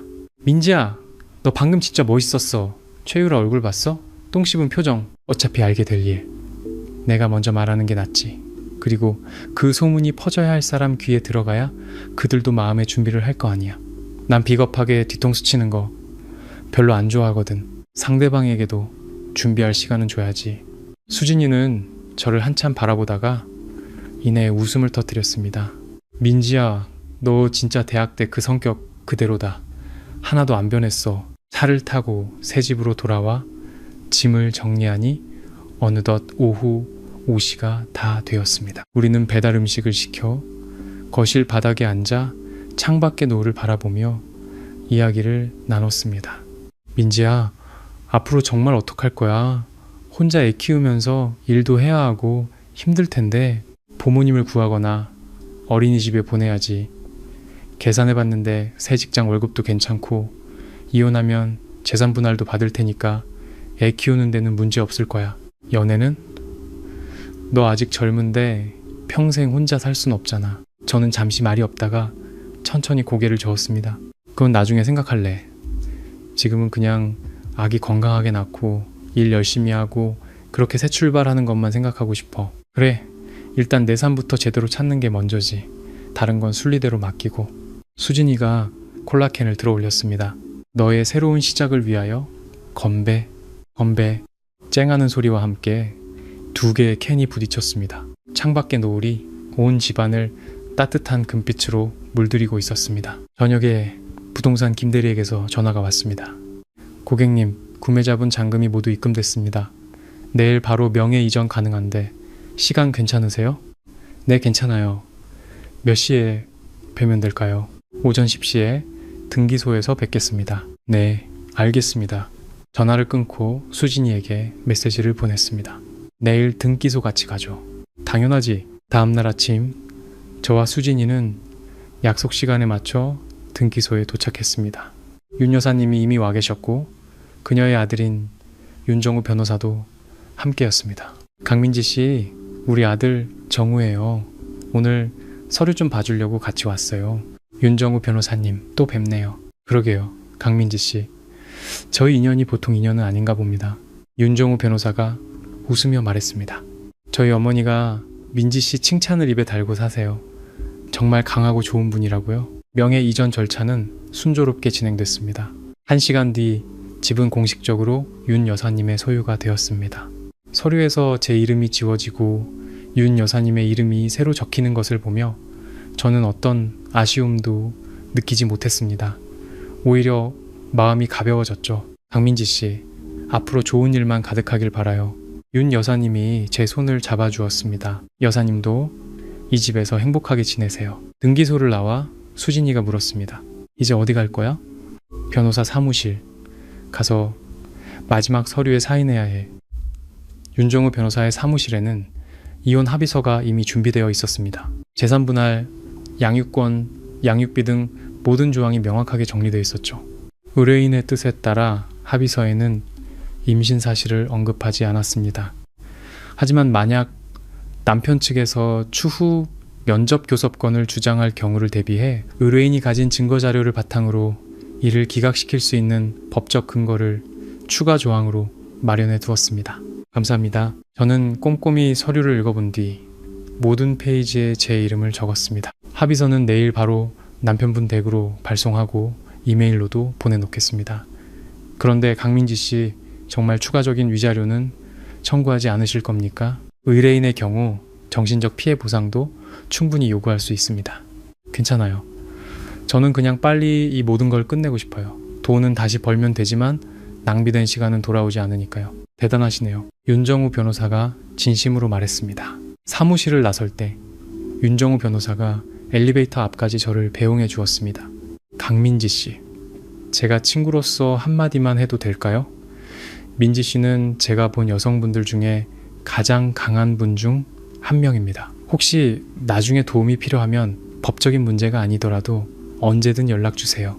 감사합니다. 그의 진심 어린 눈빛에 마음속에 따뜻한 기운이 번졌습니다.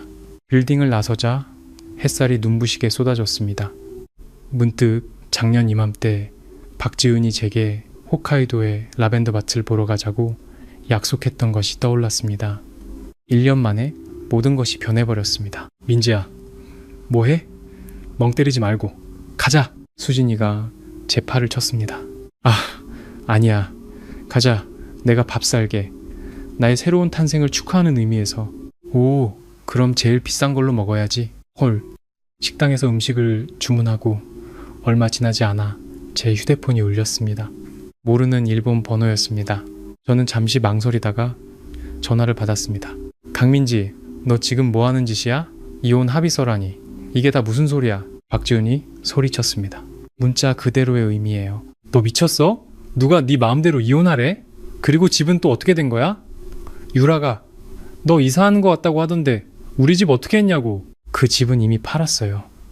그리고 이혼은 박지훈 씨, 당신들이 나를 집에 가둬놓고 내 휴대폰이랑 여권까지 뺏어서 여행을 떠났을 때 이런 날이 올 거라는 건 예상했어야죠. 전화기 너머로 잠시 침묵이 흘렀습니다. 그리고 이내 시어머니 김영숙 여사의 날카로운 목소리가 들려왔습니다. 강민지, 너 똑바로 말 못해. 누가 네 멋대로 집을 팔래? 그건 우리 집이야. 등기부등본에 제 이름도 올라가 있어요.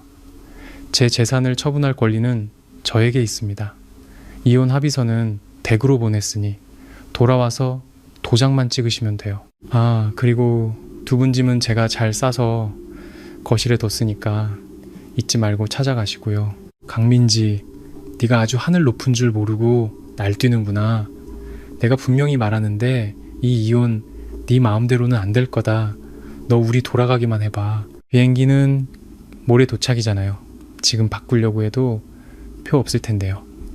그리고 굳이 서두를 필요 있나요? 집도 이미 팔려서 돌아와도 지낼 곳 없으실 텐데. 아, 맞다 어머님. 저는 일부러 그 호칭을 썼습니다. 목소리는 얼음장처럼 차가웠지만요. 일본 여행 즐거우셨어요? 도쿄 벚꽃이 그렇게 예쁘다던데 이제 구경할 마음이 싹 사라지셨겠네요.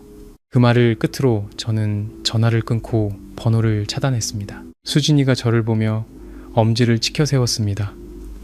캬, 싸이다. 휴대폰이 또 울렸습니다. 박지혜였습니다. 형님, 아니 강민지 씨 왜 우리 오빠랑 이혼해요? 그리고 유라 언니한테 내가 바에서 일한다고 말했어요? 언니가 동네방네 소문내고 다녀서 우리 엄마도 알게 됐잖아요. 방금 엄마한테 전화 와서 죽도록 혼났다고요. 이제 속이 시원해요? 네가 바에서 일하기로 선택한 거지. 나랑 무슨 상관인데? 난 기회를 줬을 뿐이고 선택은 네가 한 거잖아.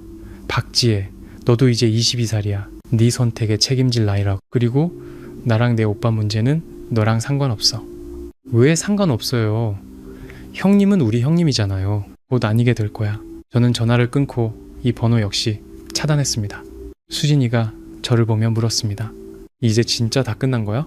응, 끝났어. 저는 휴대폰을 무음으로 바꾸고 식사를 시작했습니다.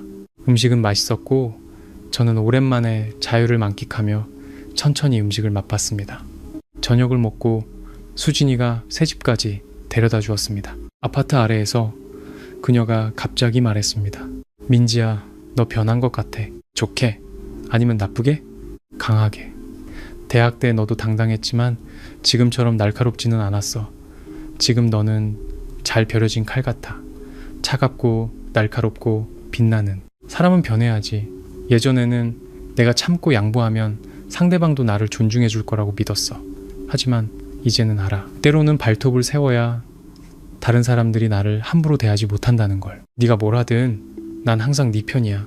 수진이가 저를 꼭 안아주었습니다. 집에 돌아와 샤워를 하고 침대에 누웠습니다. 새 침대는 푹신했고 이불에서는 햇살 냄새가 났습니다. 저는 배를 쓰다듬으며 속삭였습니다. 아가야, 여기가 우리 새 집이야.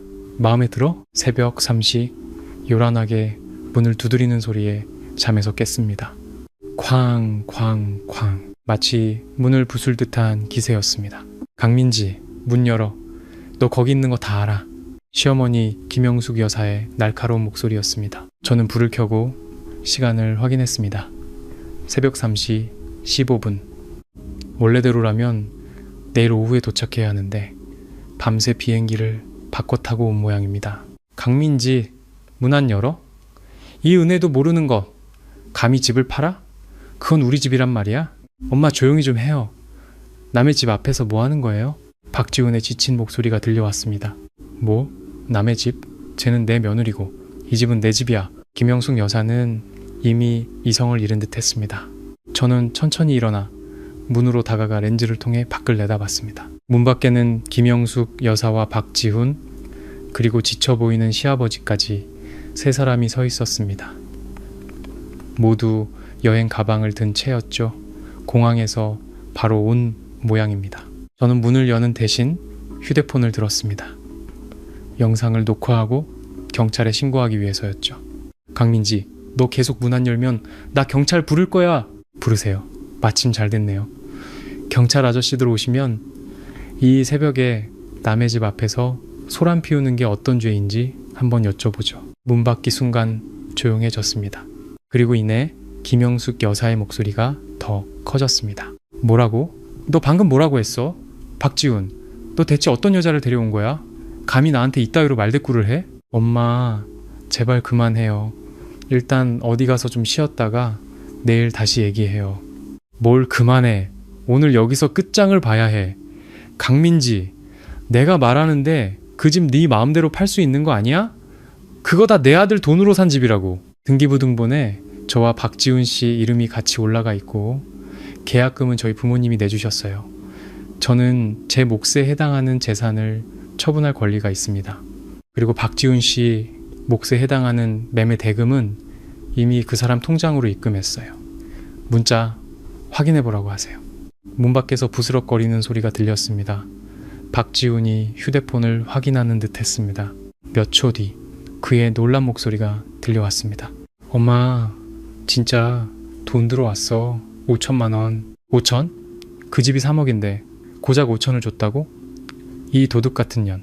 변호사님이 대출금이랑 각종 비용 다 제외하고 법적으로 박지훈 씨에게 돌아가야 할 몫을 정확하게 계산해서 입금한 거예요. 자세한 내역은 이혼 합의서에 다 적혀 있으니 천천히 읽어보세요.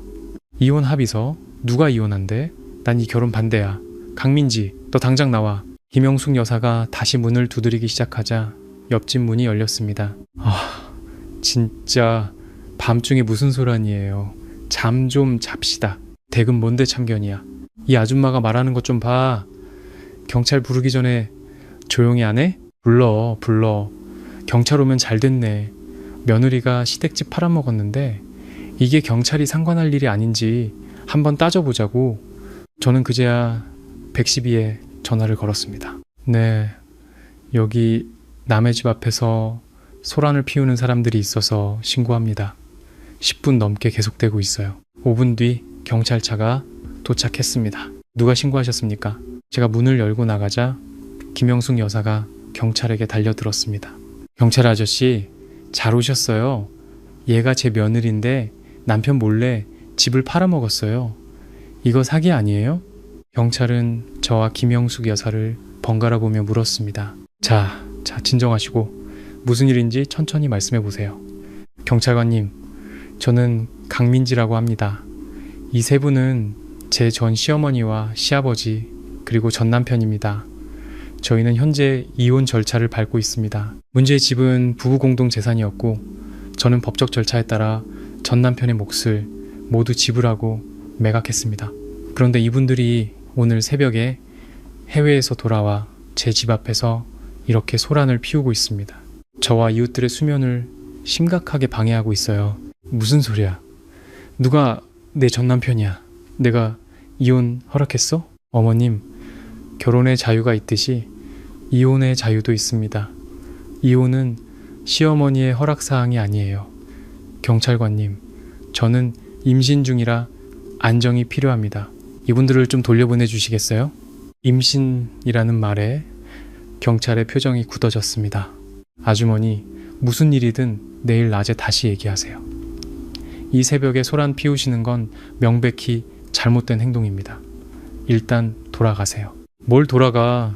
우리 집안일에 당신들이 왜 끼어들어? 강민지, 너 경찰 불렀다고 내가 무서워할 줄 알아? 내가 분명히 말하는데 이 이혼 절대 안 돼. 아주머니, 계속 이러시면 공무집행 방해로 연행할 수밖에 없습니다. 뭐? 당신들 내가 누군지 알아? 내 아들이. 엄마, 제발 그만. 박지훈이 마침내 김영숙 여사를 막아섰습니다. 그만해요. 우리 그냥 가요. 어딜 가? 가긴 누가 가. 여긴 우리 집이야. 엄마, 이 집 이제 우리 집 아니라고요. 박지훈이 절망적인 목소리로 외쳤습니다. 김영숙 여사는 잠시 멍하니 서 있다가 이내 현실을 깨달은 듯 했지만 여전히 분이 풀리지 않는 듯 소리쳤습니다. 팔았어도 다시 찾아올 수 있어. 이건 명백한 사기야. 아주머니, 부동산 거래는 합법적으로 이루어졌습니다. 이의가 있으시면 법적으로 해결하세요. 하지만 지금은 제발 돌아가 주십시오. 마침내 시아버지가 입을 열었습니다. 여보, 그만 가자. 여기서 더는 망신당하지 말고. 내가 뭘 잘못했는데? 김영숙 여사는 박지훈과 시아버지에게 양팔이 붙들려 엘리베이터로 끌려가면서도 소리쳤습니다. 강민지, 너 두고 봐. 이거 절대 그냥 안 넘어가. 엘리베이터 문이 닫히고 세상이 조용해졌습니다. 감사합니다, 경찰관님. 별 말씀을요. 혼자 계신다니 문단속 잘하시고 무슨 일 있으면 또 신고하세요. 집에 돌아와 저는 문에 기댄 채 길게 숨을 내쉬었습니다. 손에는 땀이 흥건했고 다리가 후들거렸습니다. 방금 전에 그 당당함은 사실 반쯤은 억지로 쥐어짠 것이었습니다. 휴대폰이 울렸습니다. 수진이었습니다. 방금 일어났는데 너네 아파트 단톡방 난리 났다. 너희 집 앞에서 누가 싸웠다는데 혹시 시댁 식구들이야? 일찍 돌아왔어? 방금 경찰 와서 돌려보냈어. 미친 거 아니야? 너 괜찮아? 내가 지금 갈까? 아니, 괜찮아. 너 내일 출근해야 하잖아. 얼른 자. 그럼 문 꼭 잠그고 무슨 일 있으면 바로 전화해. 알았어. 저는 물 한 잔을 마시고 소파에 앉았습니다. 그들이 드디어 돌아왔습니다. 예상보다 하루 일찍. 그래, 올 것이 왔다. 이제 시작이다. 다음날 아침 8시 윤정우 변호사의 전화에 잠이 깼습니다. 강민지 씨, 죄송합니다. 이른 아침부터 전 남편 박지훈 씨가 오늘 아침에 연락해 왔습니다. 이혼 합의를 철회하고 의뢰인을 부부 공동 재산 불법 처분으로 고소하겠다고 합니다. 마음대로 하라고 하세요. 저는 관자놀이를 꾹 눌렀습니다. 증거 자료는 다 준비되셨죠? 네, 문제 없습니다. 아, 그리고 어젯밤 소란으로 경찰 출동 기록이 남았습니까? 네, 아마 그럴 거예요. 잘 됐네요. 가정폭력의 증거로 활용할 수 있겠습니다. 강민지 씨, 괜찮으시다면 오늘 오후에 박지훈 씨와 한번 만나보는 게 어떨까 합니다. 소송은 시간과 감정 소모가 너무 큽니다. 특히 임신 중이신 의뢰인께는 더더욱요. 조정으로 해결하는 것이 최선입니다. 네, 좋아요. 어디서 뵐까요? 제 사무실에서 오후 3시에 뵙겠습니다. 전화를 끊고 저는 거울 앞에 섰습니다. 눈밑이 조금 거뭇했지만 눈빛은 또렷했습니다. 오늘은 전쟁터에 나가는 날입니다. 기세에서부터 지고 들어갈 수는 없죠. 10시에 저는 새 회사로 가서 입사 수속을 밟았습니다. 김도현 대표는 약속대로 모든 것을 완벽하게 준비해 두었습니다. 마케팅 본부장, 개인 사무실, 12명의 팀원까지. 본부장님, 앞으로 담당하실 프로젝트 자료입니다. 세비서는 갓 졸업한 듯 앳된 얼굴이었습니다. 대표님께서 일단 업무 파악부터 하시고 다음 주부터 본격적으로 시작하라고 하셨습니다. 고마워요. 아, 그리고 임신 중이시라고 들었습니다. 혹시 정기검진 같은 거 있으시면 미리 말씀해 주세요.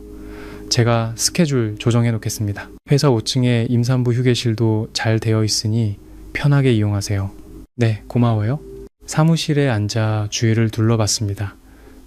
통유리창 너머로 도시의 풍경이 펼쳐졌고 널찍한 책상은 깔끔하게 정돈되어 있었습니다. 이 모든 것이 제게 말하고 있었습니다. 강민지, 너는 돌아왔다고. 2시 반, 윤정우 변호사의 사무실에 도착하니 박지훈이 이미 와 있었습니다. 그의 옆에는 시어머니와 시아버지, 그리고 고개를 푹 숙인 박지혜까지 온 가족이 총출동해 있었습니다. 강민지 씨, 이쪽으로 앉으시죠. 윤정우 변호사가 저를 박지훈의 맞은편 자리로 안내했습니다. 민지야, 우리 얘기 좀 해. 박지훈이 먼저 입을 열었습니다. 무슨 얘기요? 이혼 합의서에 다 적혀 있잖아요. 그 집, 우리 부모님 평생 모은 돈으로 산 집이야. 네가 어떻게 그렇게 마음대로 팔 수가 있어? 박지훈 씨, 등기부등본에 다 나와 있어요. 계약금은 우리 부모님이 내셨고 대출금은 우리가 같이 갚았죠. 당신 부모님 평생 모은 돈이라는 건 금시초문인데요. 박지훈이 말문이 막히자 시어머니가 끼어들었습니다. 어쨌든 내 아들 이름이 올라가 있으면 그건 우리 집이야. 어머님, 법적으로는 그렇게 보지 않습니다.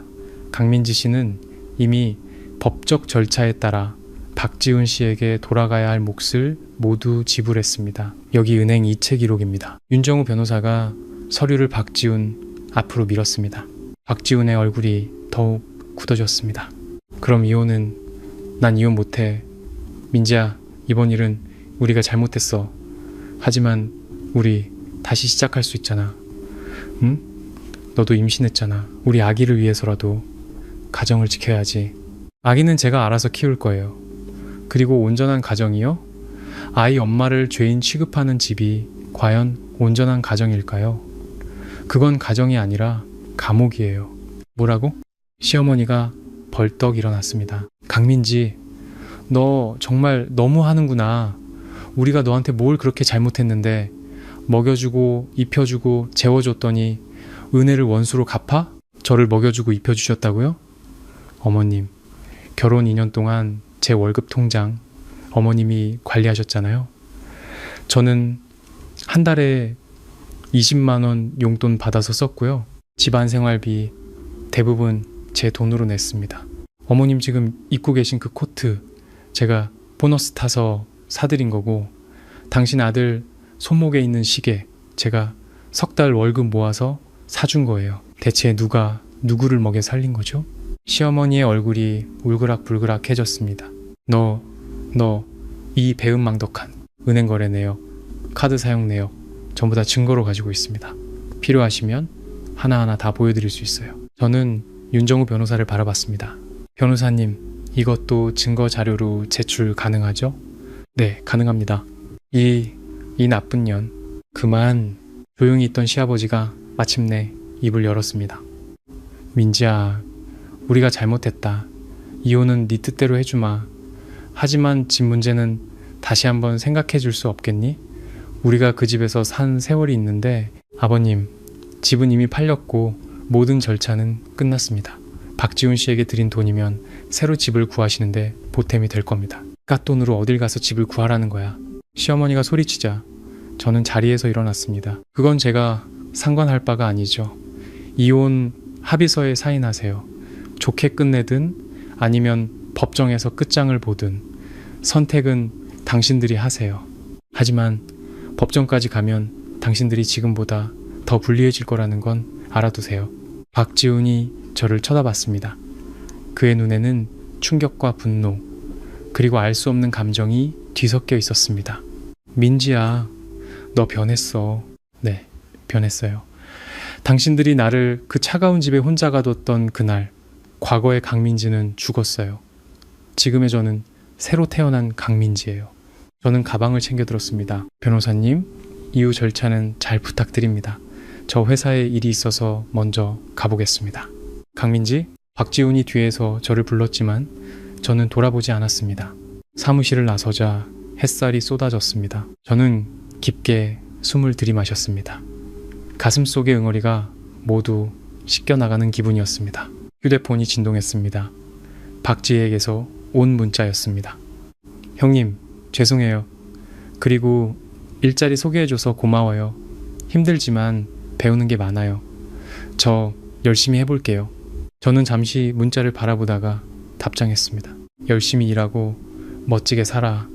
응원할게. 문자를 보내고 저는 그녀의 번호를 삭제했습니다. 어떤 길은 스스로 걸어가야 하고 어떤 깨달음은 스스로 얻어야 하는 법입니다.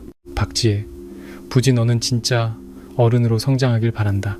그리고 박지훈과 김영숙 여사, 그들의 반응은 이미 예상했던 바입니다.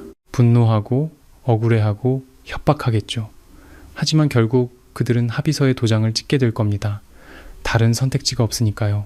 회사로 돌아가는 택시 안에서 저는 창밖 풍경을 바라봤습니다. 네가 심연을 들여다볼 때 심연 또한 너를 들여다본다는 말이 떠올랐습니다. 저는 한때 심연에 빠졌지만 이제는 제 힘으로 기어 나왔습니다. 그 후 3일 동안 시댁에서는 아무런 연락이 없었습니다. 하지만 저는 이것이 폭풍 전의 고요함이라는 것을 알고 있었습니다. 김영숙 여사의 성격에 이대로 물러날 리가 없었죠. 역시나 나흘째 되던 날 오전에 회사 안내데스크에서 전화가 왔습니다. 본부장님, 김영숙이라는 분이 찾아오셨는데 본부장님 시어머니라고 하십니다. 예약은 안 하셨는데 꼭 배워야 한다고 하셔서요. 회의실로 안내해 주세요. 금방 가겠습니다. 저는 전화를 끊고 거울 앞에서 옷매무새를 가다듬었습니다. 회의실에는 김영숙 여사가 혼자 앉아 있었습니다. 제가 작년에 사들인 캐시미어 코트를 입고 있었지만 얼굴은 헬쑥했고 눈은 충혈되어 있었습니다. 제가 들어서자 그녀가 벌떡 일어났습니다. 어머님, 어쩐 일이세요? 저는 여전히 그 호칭을 썼지만 말투는 오늘 날씨 좋네요 라고 말하는 것처럼 몸이 건조했습니다. 어머님 소리 집어치워! 강민지, 내가 오늘 너한테 마지막 기회를 주러 왔다. 지금이라도 소송 취하하고 집 한 돈 전부 내놓고 우리한테 싹싹 빌면 없던 일로 해줄 테니까. 그럼 넌 계속 우리 집 며느리로 살 수 있어. 저는 웃음이 나왔습니다. 어머님, 뭔가 단단히 착각하고 계신 것 같네요. 첫째, 저는 소송을 건 적이 없습니다. 이혼을 요구했을 뿐이죠. 둘째, 집 한 돈은 박지훈 씨 몫을 제외하고는 전부 제 돈입니다. 셋째, 사과를 해야 할 사람은 제가 아니라 어머님 쪽 아닌가요? 뭐? 이 은혜도 모르는 것? 우리가 너한테 뭘 그렇게 잘못했는데? 어머님, 결혼 2년 동안 제 월급 통장 어머님이 관리하셨잖아요. 저는 한 달에 20만 원 용돈 받아서 썼고요. 당신 아들은 월급이 1200만 원인데 우리 집 생활비는 대부분 제 돈으로 냈습니다. 대체 누가 누구에게 은혜를 베푼 거죠? 김영숙 여사의 얼굴이 새파랗게 질렸습니다. 그건 네가 우리 집 며느리가 됐으니까 네 돈도 우리 집 돈인 게 당연하잖아. 그럼 제 자유와 인권도 어머님 것인가요? 저를 집에 가두고 휴대폰과 여권까지 뺏어간 것도 저를 위한 일이었나요? 만약 그 15일 동안 제게 무슨 일이라도 생겼다면 저는 구조 요청 전화 한 통 못하고 죽었을지도 모릅니다. 어머님, 이건 명백한 불법 감금이에요. 제가 경찰에 신고하면 어떻게 될 것 같으세요? 김영숙 여사의 얼굴이 하얗게 질렸습니다. 저는 자리에서 일어났습니다. 어머님, 저는 어머님을 마지막까지 어른으로 존중해드리고 싶습니다. 하지만 계속 이렇게 막무가내로 나오신다면 저도 법적으로 대응할 수밖에 없습니다. 제 변호사가 윤정우 변호사라는 건 아드님께 들으셨을 텐데요. 저는 인터폰을 눌렀습니다. 김 비서, 이분 좀 밖으로 안내해 주세요. 강민지, 네가 감히... 네, 감히요. 어머님, 이제 그만 돌아가 주세요. 제 업무에 방해됩니다. 계속 이러시면 보안팀을 부르겠습니다. 김영숙 여사는 저를 죽일 듯이 노려봤지만 결국 가방을 챙겨 들고 회의실을 나갔습니다. 저는 그 자리에 서서 몇 번이고 깊게 숨을 내쉬었습니다. 다시 사무실로 돌아오자 박지훈에게서 전화가 왔습니다. 강민지, 너 우리 엄마한테 무슨 말 했어? 집에 오셔서 우시기만 하잖아. 네가 경찰에 신고해서 감옥에 보내겠다고 협박했다며? 저는 사실을 말했을 뿐이에요. 박지훈 씨, 아직 우리 사이에 정이 조금이라도 남아있다면 어머님 좀 말려주세요. 서로 좋게 끝내는 게 모두에게 좋은 길이에요. 좋게 끝내? 집 팔고 이혼하자면서 이게 좋게 끝내는 거야? 그럼 저를 집에 가둬놓고 여행 간 건 부부의 정이었나요? 전화기 너머로 침묵이 흘렀습니다. 이혼 합의서에 사인했어요? 아니, 그럼 빨리 하세요. 시간을 끌수록 서로에게 손해예요. 아, 그리고 두 분 짐 아직 그 집에 그대로 있어요.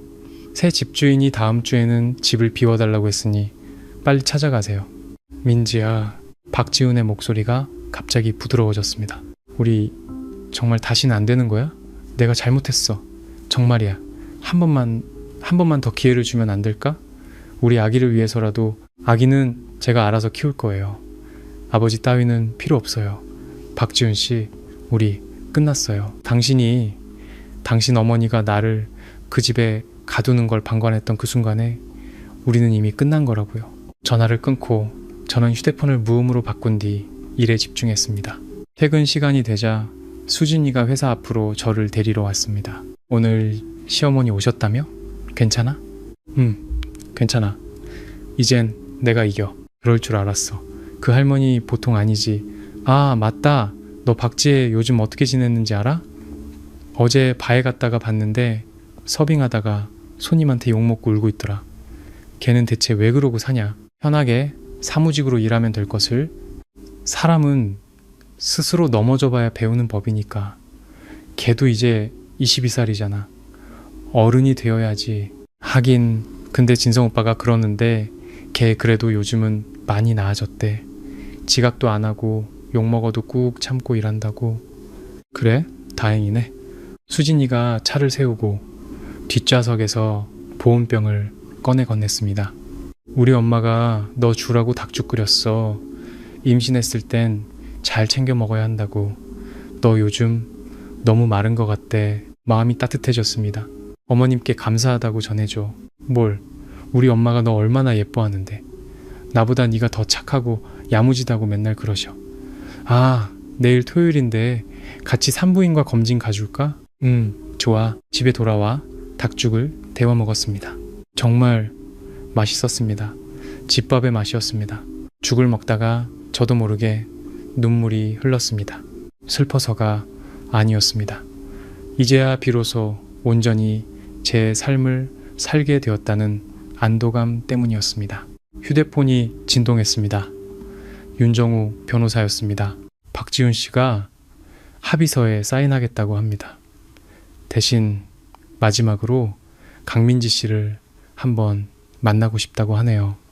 어떻게 하시겠습니까? 저는 눈물을 닦고 답장했습니다. 알겠습니다. 시간과 장소를 알려주세요. 내일 오후 3시 제 사무실에서 뵙겠습니다. 네. 다음날 산부인과 검진 결과는 모두 정상이었습니다. 오후 2시 반 수진이가 저를 로펌 건물 아래 내려주었습니다. 혼자 괜찮겠어? 같이 올라가 줄까? 아니 괜찮아. 나 이제 혼자서도 잘해. 끝나고 전화할게. 맛있는 거 먹자. 회의실에는 박지훈이 혼자 와 있었습니다. 우리가 결혼할 때 제가 사준 셔츠를 입고 있었지만 수척해진 얼굴은 그 옷과 어울리지 않았습니다. 윤정우 변호사가 잠시 자리를 비켜주었고 회의실에는 침묵만이 흘렀습니다. 민지야, 이혼 합의서 가져오셨어요? 그가 씁쓸하게 웃었습니다. 그렇게 서두를 것까지 없잖아. 박지훈 씨, 우리는 이미 너무 많은 시간을 낭비했어요. 그는 한참 동안 저를 바라보다가 가방에서 서류를 꺼내 테이블 위에 올려놓았습니다. 사인할게. 대신 조건이 하나 있어. 뭔데요? 아이만이라도 가끔 보게 해주라. 그의 시선이 제 배로 향했습니다. 내 아이잖아. 나도 아빠로서의 권리가 있어. 없어요. 법적으로. 당신은 아무런 권리가 없어요. 우리가 이혼하고 당신이 양육비를 지불하지 않고 아빠로서의 의무를 다하지 않는다면 저는 당신의 면접 교섭권을 박탈할 수 있어요. 양육비는 줄게. 얼마든지 줄게. 돈은 필요 없어요. 박지훈 씨, 아직도 모르겠어요? 당신들이 나를 그 집에 가뒀던 그 순간부터 당신은 아빠가 될 자격을 잃은 거예요. 임신한 아내를 감금하는 걸 보고만 있었던 사람이 어떻게 아빠가 될 수 있겠어요? 그의 얼굴이 하얗게 질렸습니다. 그 집, 너희 부모님이 해주신 계약금, 내가 다 갚을게. 아니요, 그럴 필요 없어요. 당신 부모님이 보태주신 돈, 내가 당신에게 준 5천만 원에 이미 다 포함해서 계산했어요. 은행 거래 내역 보면 다 나올 거예요. 민지야, 우리 정말 안 되는 거야? 그의 눈에 눈물이 고였습니다. 내가 잘못했어. 정말이야. 한 번만 더 기회를 주면 안 돼? 우리 다시 시작하자. 응? 내가 앞으로는 뭐든지 다 내 말 듣고 우리 엄마도 절대 우리 사이에 못 끼어들게 할게. 너무 늦었어요, 박지훈 씨. 믿음은 종이와 같아서 한번 구겨지면 다시는 원래대로 돌아갈 수 없어요. 우리 사이에는 이미 아무런 믿음도 남아있지 않아요. 그는 고개를 숙였습니다. 어깨가 가늘게 떨리고 있었습니다. 한참 뒤 그는 펜을 들어 이혼 합의서에 자신의 이름을 적었습니다. 민지야, 미안해. 사과는 받을게요. 하지만 용서하진 않을 거예요. 세상의 모든 미안해가 괜찮아로 돌아올 순 없으니까요. 그가 고개를 들었습니다. 눈이 빨갛게 충혈되어 있었습니다. 그럼 나를 미워해? 미워했어요. 하지만 이제는 아니에요. 누군가를 미워하는 건 너무 피곤한 일이거든요. 저에게는 그것보다 훨씬 더 중요한 일들이 많아요. 예를 들면 열심히 일하는 것, 그리고 우리 아기 잘 키우는 것, 또 내 인생을 멋지게 사는 것. 저는 자리에서 일어났습니다. 박지훈 씨, 앞으로 행복하세요. 하지만 당신의 행복에 나는 더 이상 없어요. 그 말을 끝으로 저는 돌아섰습니다. 문을 열고 나가려는 순간 뒤에서 그의 목소리가 들려왔습니다. 민지야, 나는 다른 사람은 사랑한 적 없어. 내가 사랑한 건 처음부터 끝까지 너 하나였어. 저는 잠시 멈칫했지만 돌아보지는 않았습니다. 그럼 그 사랑 마음속에 잘 간직하세요. 그리고 이제는 놓아주세요. 회의실을 나오자 윤정우 변호사가 서류를 들고 저를 기다리고 있었습니다. 여기 이혼 신고서입니다. 오늘부로 두 분의 혼인관계는 공식적으로 종료되었습니다. 저는 그 작은 서류를 받아들었습니다. 가볍지만 무겁게 느껴졌습니다. 감사합니다, 변호사님. 천만에요. 나머지 재산 분할 절차도 제가 끝까지 책임지고 마무리하겠습니다. 윤정우 변호사가 잠시 머뭇거리더니 말했습니다. 강민지 씨, 정말 용감하시네요. 제가 수많은 이혼 소송을 맡아봤지만 민지 씨처럼 단호하고 현명하게 대처하는 분은 처음 봅니다. 용감한 게 아니라 다른 선택지가 없었을 뿐이에요. 변호사님, 앞으로는 그냥 민지 씨라고 불러주세요. 저희 이제 친구잖아요. 윤정우 변호사가 잠시 놀란 듯 하더니 이내 환하게 웃었습니다. 좋습니다, 민지 씨. 그럼 민지 씨도 저를 그냥 정우 씨라고 불러주세요. 네, 정우 씨. 사무실을 나서자 햇살이 눈부셨습니다. 휴대폰이 울렸습니다. 수진이었습니다. 어떻게 됐어? 도장 찍었어? 응, 찍었어. 대박! 오늘 축하 파티 해야겠다. 술 못 마시면 사이다라도 마시자. 기다려. 내가 30분 안에 그리로 갈게. 전화를 끊고 저는 거리를 천천히 걸었습니다. 길가의 웨딩드레스 샵 쇼윈도에는 새하얀 드레스를 입은 마네킹이 행복하게 웃고 있었습니다. 2년 전 저도 저런 드레스를 입고 박지훈의 손을 잡고 영원을 약속했었죠. 하지만 어떤 길은 잘못 들어섰다는 걸 깨달았을 때 돌아설 용기가 필요합니다. 휴대폰이 또 울렸습니다. 엄마였습니다. 민지야, 밥은 먹었어? 우리 딸 요즘 어떻게 지내? 엄마, 나 괜찮아. 아기도 괜찮고. 그리고 엄마, 나 이혼했어. 전화기 너머로 잠시 침묵이 흘렀습니다. 그리고 이내 엄마의 따뜻한 목소리가 들려왔습니다. 잘했다. 우리 딸 더 좋은 사람 만날 수 있어. 언제 집에 올 거야? 엄마가 닭백숙 해놓고 기다릴게. 기억해, 민지야. 이 집은 언제나 네 집이야. 응, 엄마. 전화를 끊자 눈물이 흘렀습니다. 하지만 이번에는 따뜻한 눈물이었습니다. 저는 눈물을 닦고 다시 앞으로 걸어갔습니다. 저 멀리 수진이가 저를 향해 환하게 손을 흔들고 있었습니다. 노을이 온 거리를 따뜻한 금빛으로 물들이고 있었습니다. 이혼 후의 삶은 놀라울 정도로 평온했습니다. 시댁 식구들은 더 이상 저를 찾아오지 않았습니다. 박지훈도 제 인생에서 사라졌습니다. 한 번은 회사 앞에서 그의 차를 본 적이 있습니다. 그는 차 안에서 저를 멀리서 바라보기만 할 뿐 다가오지는 않았습니다. 저 역시 그를 한번 쳐다보고는 그대로 건물 안으로 들어갔습니다. 과거는 과거일 뿐입니다. 회사 일은 아주 순조로웠습니다. 제가 이끈 마케팅팀은 연말에 올해 최우수 팀으로 선정되었고 저 또한 개인적으로 공로상을 받게 되었습니다. 배는 하루가 다르게 불러왔지만 동료들은 저를 많이 배려해 주었습니다. 수진이는 거의 매일 저희 집에 들렀습니다. 임신부는 혼자 있으면 안 돼. 넌 지금 우리나라의 국보야, 국보. 금요일 저녁 야근을 마치고 집에 가려는데 모르는 번호로 전화가 왔습니다. 형님, 아니 강민지 씨, 저 지혜예요. 혹시 지금 잠깐 만날 수 있을까요? 전화기 너머로 그녀의 우는 목소리가 들려왔습니다. 어디야? 형님 집 앞인데 경비 아저씨가 못 들어가게 해요. 저 갈 데가 없어요. 10분 뒤 저는 아파트 입구 화단에 웅크리고 앉아있는 박지혜를 발견했습니다.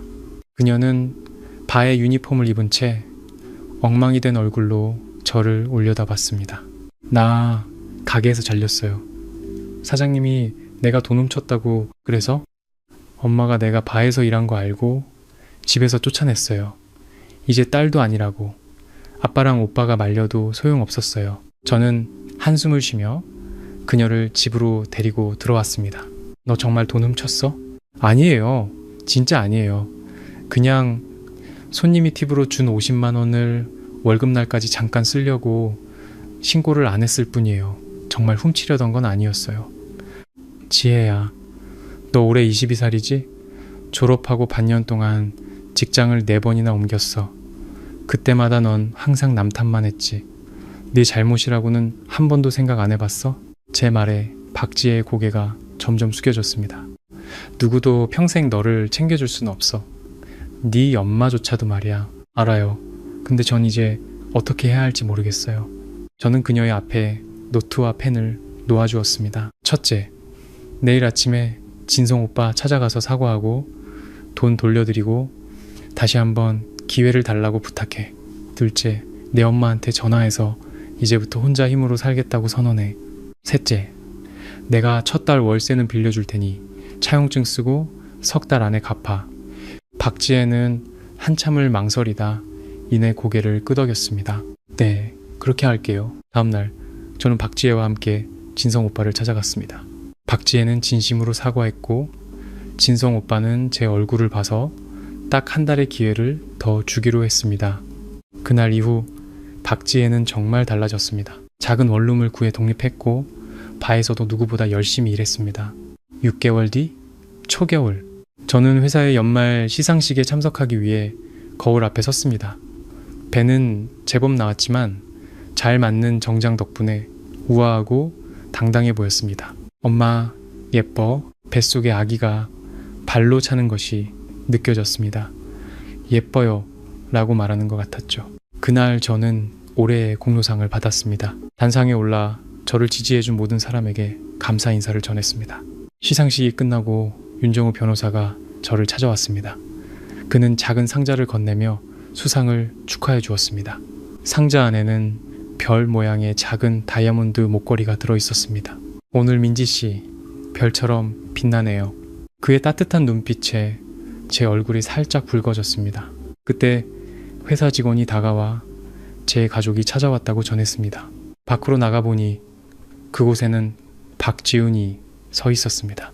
그는 많이 수척해진 모습이었습니다. 민지야, 그냥 축하해주고 싶어서 왔어.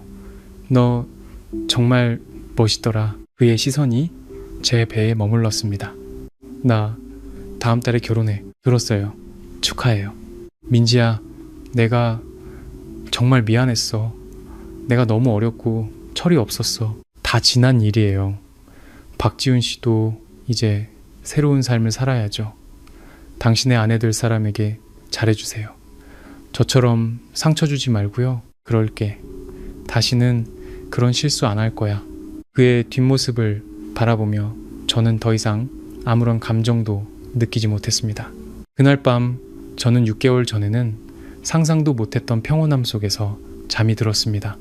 뱃속에는 새로운 생명이, 손에는 새로운 미래가, 그리고 곁에는 저를 믿어주는 사람들이 있었습니다. 인생은 때로 넘어지지만 다시 일어설 용기만 있다면 언제든 새로운 길을 걸어갈 수 있습니다.